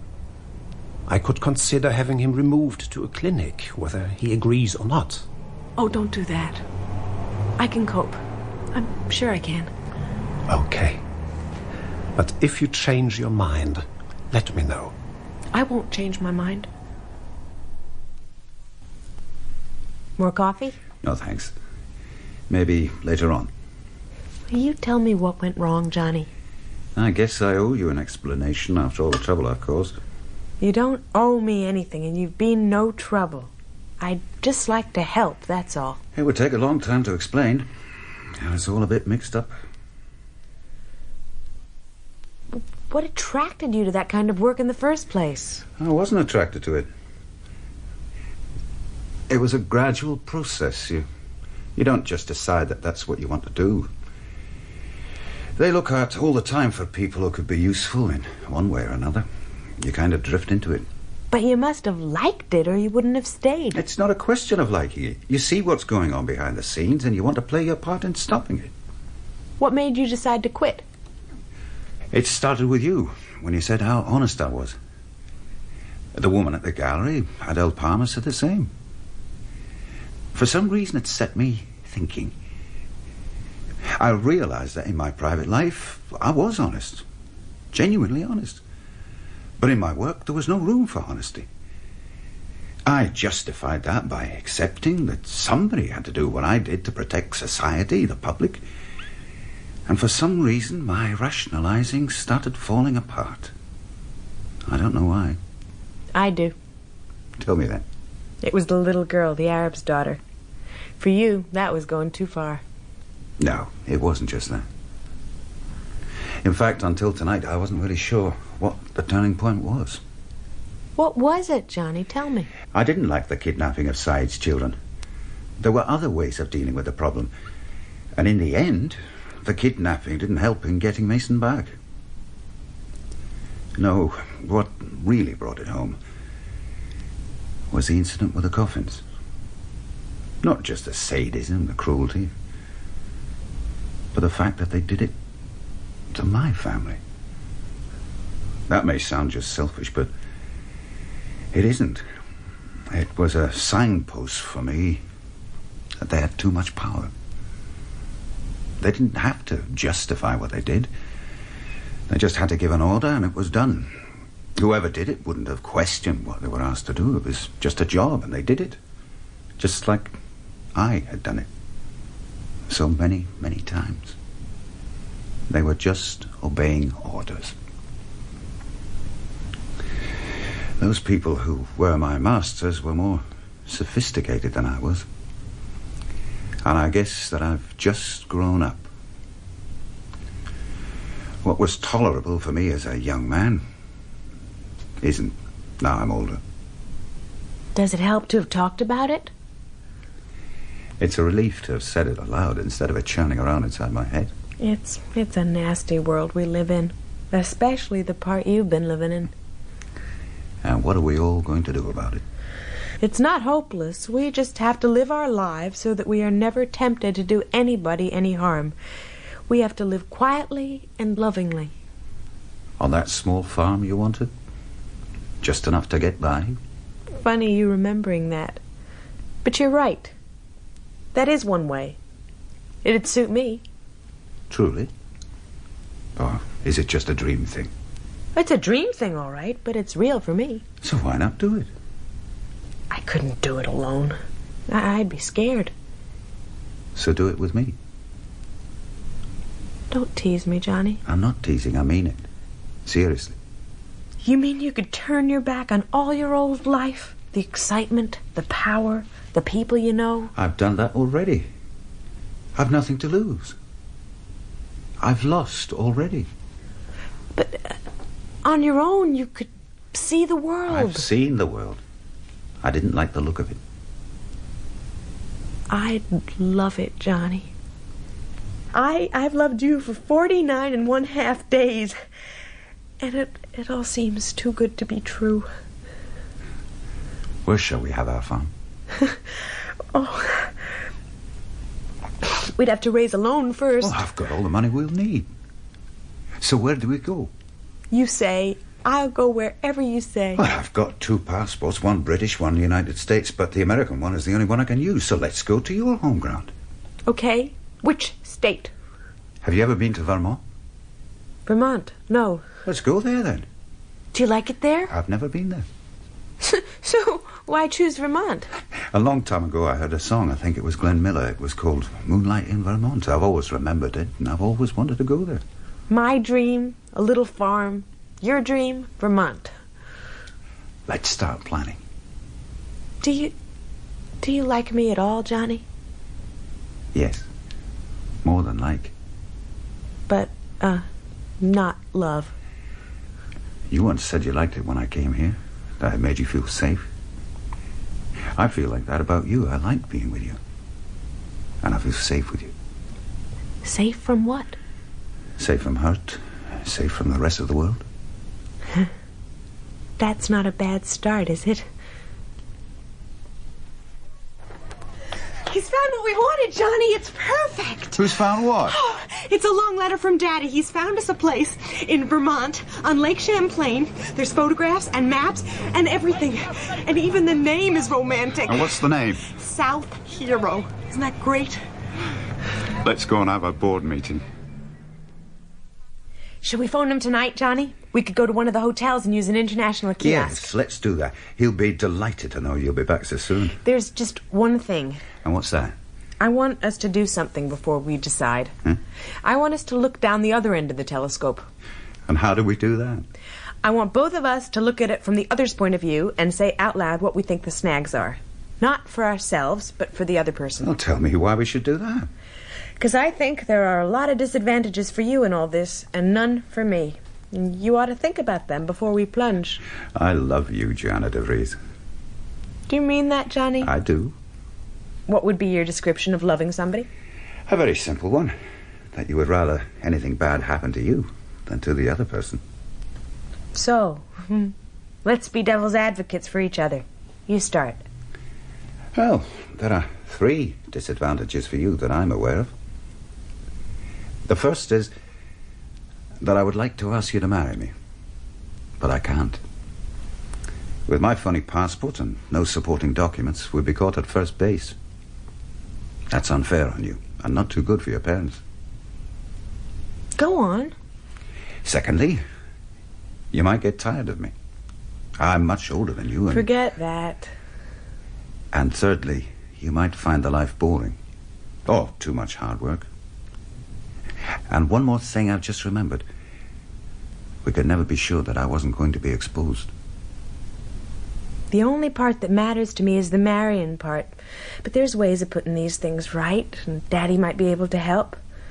But I'd like us to pretend to be married so far as the outside world is concerned. Just a wedding ring and me with your name. I'm sorry that it has to be so messy. But that's fine with me. And what about the other snags? They don't matter. None of them. Well, it's your turn in the box then. Okay. I've only got 2 points. One is big and the other one's sort of medium. Let me do the medium one first. You've been terribly down because of what's happened to you. Do you think that when you've recovered properly and you're fit that you won't miss your old work? I won't miss it for a moment. And they wouldn't have me back anyway. They'd sooner cut my throat. Maybe, but other intelligence services would be glad to have you. I bet the CIA would have you like a shot. Forget it. And what's the other thing?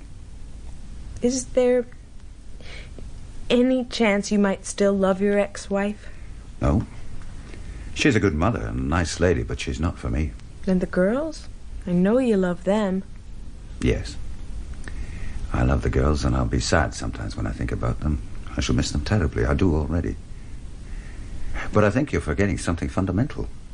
What's that? Once they decided to certify me as insane, there was no choice left for me. I had no choice but to leave or end up in a mental institution. It's better this way. If things work out, I might see the girls again someday.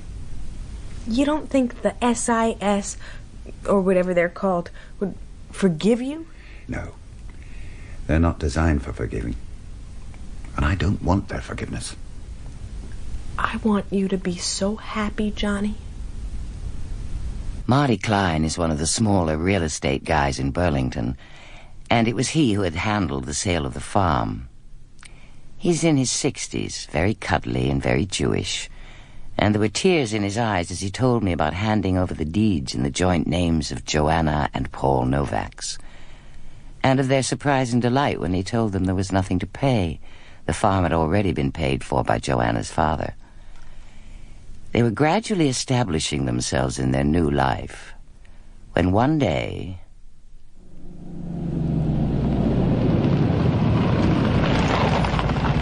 Hey, what is it? Is something the matter? I've just seen a man I recognized.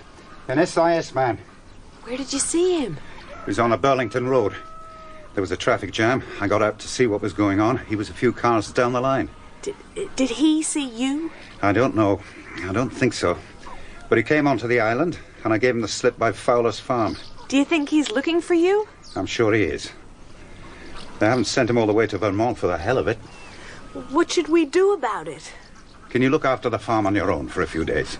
Of course I can. What are you going to do? I'm going to teach those bastards in London a lesson.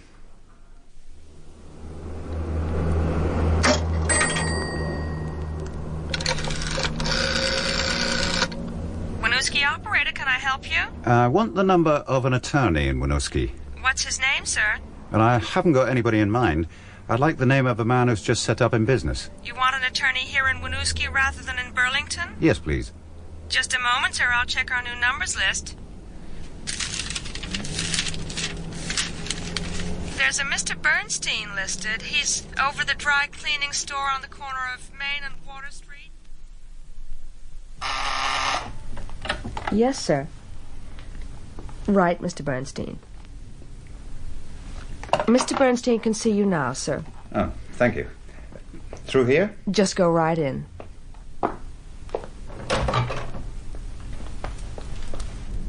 Mr. Bernstein? Yes? Do sit down. What can I do for you, Mr... Novaks. Paul Novaks. I just want to put some documents into safekeeping. Wouldn't a safe box at one of the banks be cheaper, Mr. Novaks? Well, there's a possibility that there could be a question of forwarding the documents to certain people if it became necessary. Those the documents, the ones you've got there? Yes. They're already addressed to various organizations. You'd just have to post them if you were asked to. Sounds simple enough. How long are you likely to want them kept? Indefinitely. And you would pay periodically, I take it? No. I'd like to make a once-and-for-all payment. I've got in mind $2,000. Why did you come to me, Mr. Novaks? Somebody recommended you. Who was that? I don't remember. I see. Well, I don't see any problem. I'll give you a receipt for the documents and a receipt for the money. I don't need a receipt for the documents, nor for the fee. Here's the cash. You'd be calling for the documents personally when you want them? No. It probably wouldn't be me. It would be a girl who'd come for them. Or maybe she'd just phone you. I see. Could I have the lady's name? She'd just give you a message. Only she would know the message. So there's no doubt she would be the right person. Well, I better take the message down and put it with the documents. No, I don't want that. It's just a simple message. I'd like you to remember it. What is the message? She'll say she wants the documents sent off. And when you ask her to identify herself, she'll say, "Should old acquaintance be forgot and never brought to mind?" What if something happens to me? I could get knocked over by a car. I'll take the risk, Mr. Bernstein. I got a brief interview with Howard Bernstein, but he was as tight-lipped as Rennie could have hoped for. But I struck oil with his elderly secretary. She'd taught shorthand in evening classes to a girlfriend of mine. All I got was that Rennie had given his name as Paul Novak's and had left some packages addressed to various people with the attorney. I asked my girlfriend to make a special effort to find out who the packages were addressed to. I only got one address, but it was enough. The package was addressed to, I quote, "The editor, The Washington Post, 1150 15th Street Northwest, Washington, D.C. It fitted in with something Mason had told me. One of the last bits in the jigsaw puzzle that was John Rennie. It also confirmed at long last that that farmer really was John Rennie. There's no point in discussing it with me, Hugo. I'm not FO liaison anymore. I'm full-time Foreign Office. And I don't want to know. Read the damn thing again. To H.S. Painter, Deputy Director Special Services from J.H. Rennie. Enclosed is a copy of the material that will be sent to the media by third parties if there should be any harassment of any kind of myself or the girl, J.H.R. Why haven't you consulted Mayhew on this? He's FO liaison now. It's nothing to do with me. No, but I thought you might have a view. I do, dear boy, I do. But it's not my domain any longer. How damaging would it be? Very damaging. More than Mason's? Oh, far worse. Mason wasn't dirty tricks. Is it accurate? Well, there are some errors on dates, but nothing more than that. Probably compiled from memory. Do you think he'd use it? Oh, I'm sure he would. Did your chap trace where he is? No, he's still looking. I called a halt as soon as I got this stuff. But it's a small area, and I've no doubt we could trace him in the next few weeks. But he's probably using some other name. Well, he's got you by the short and curlies, my friend. No doubt about that. So, what do we do? We don't do anything. But if I were you, I'd take every paper on that operation and shove it in the shredder. Then cremate it. And if there's any chance of sending up a smoke signal of surrender to your old friend Rennie, then do it. And don't go near him ever again.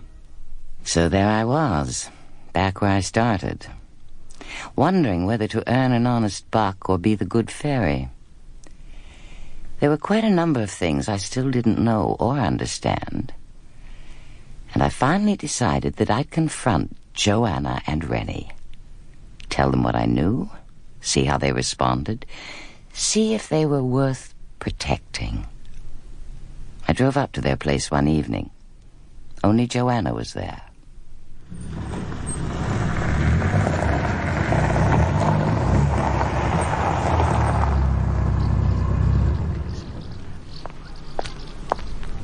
Hi. Hi. I'm Kathy Swenson. And you're Joanna DeVries. Joanna Novak's, actually. What is it you want? I'd like to talk to you and John Rennie. I don't know a John Rennie. You'd better ask at the post office. I mean John Hamish Rennie, late of MI6 and Wormelstraat in Amsterdam. And Jan Branders, Harry Mason, Painter and Fredericks, and Halim Said, and two little girls named Mary and Elizabeth. Who are you? Are you from Painter? Oh, no way. I'm a journalist. What is it you want? I'd like to know how it all ended. And then you write one of those exposure stories, right? My Night with Jack Kennedy stuff. Maybe. Depends on what you tell me. You'd better talk to Johnny. Where is he? Disinfecting the chicken house.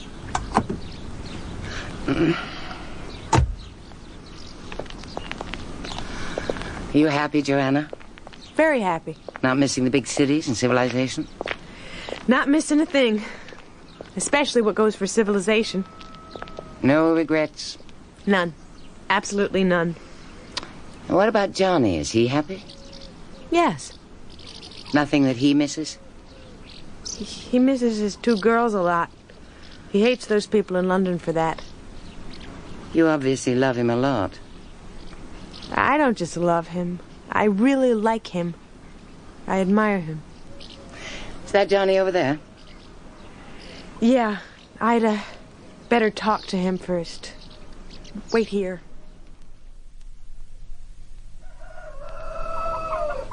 I understand you've been spying on me, Miss Swenson.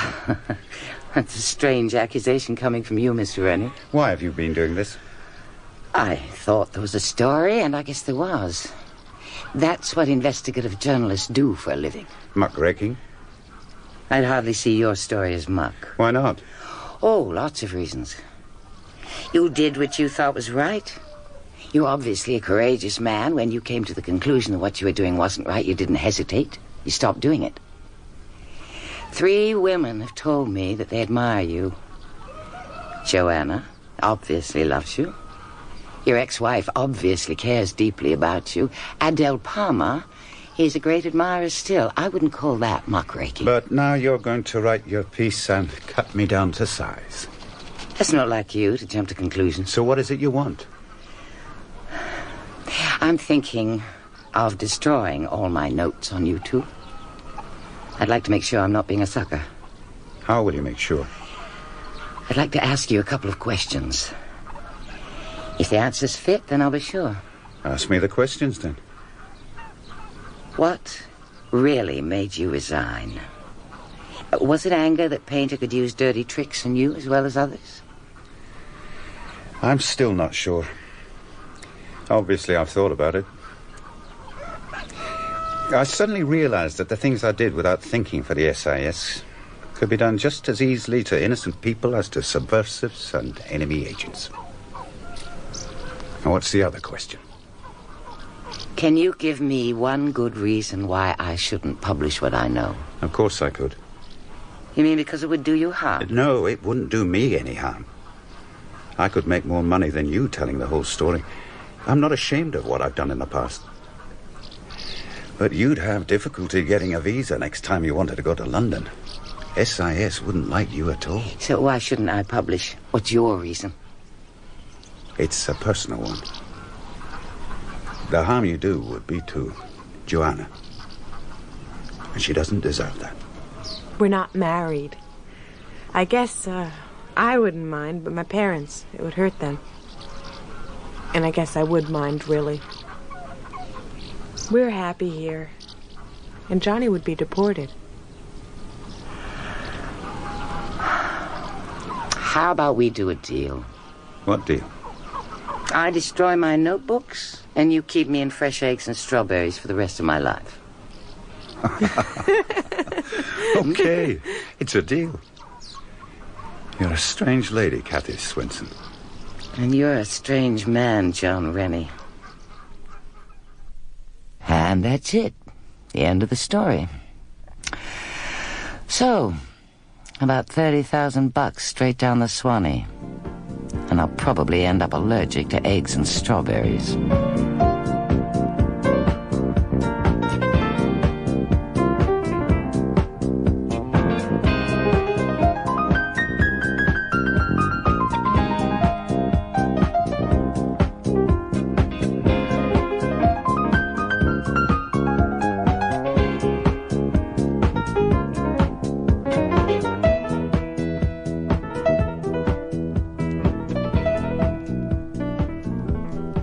In No Place to Hide by Ted Allbeury, John Rennie was played by James Kerry, Kathy Swenson by Margaret Robertson, Joanna de Vries by Colette Hiller, Johan de Vries by Harry Taub.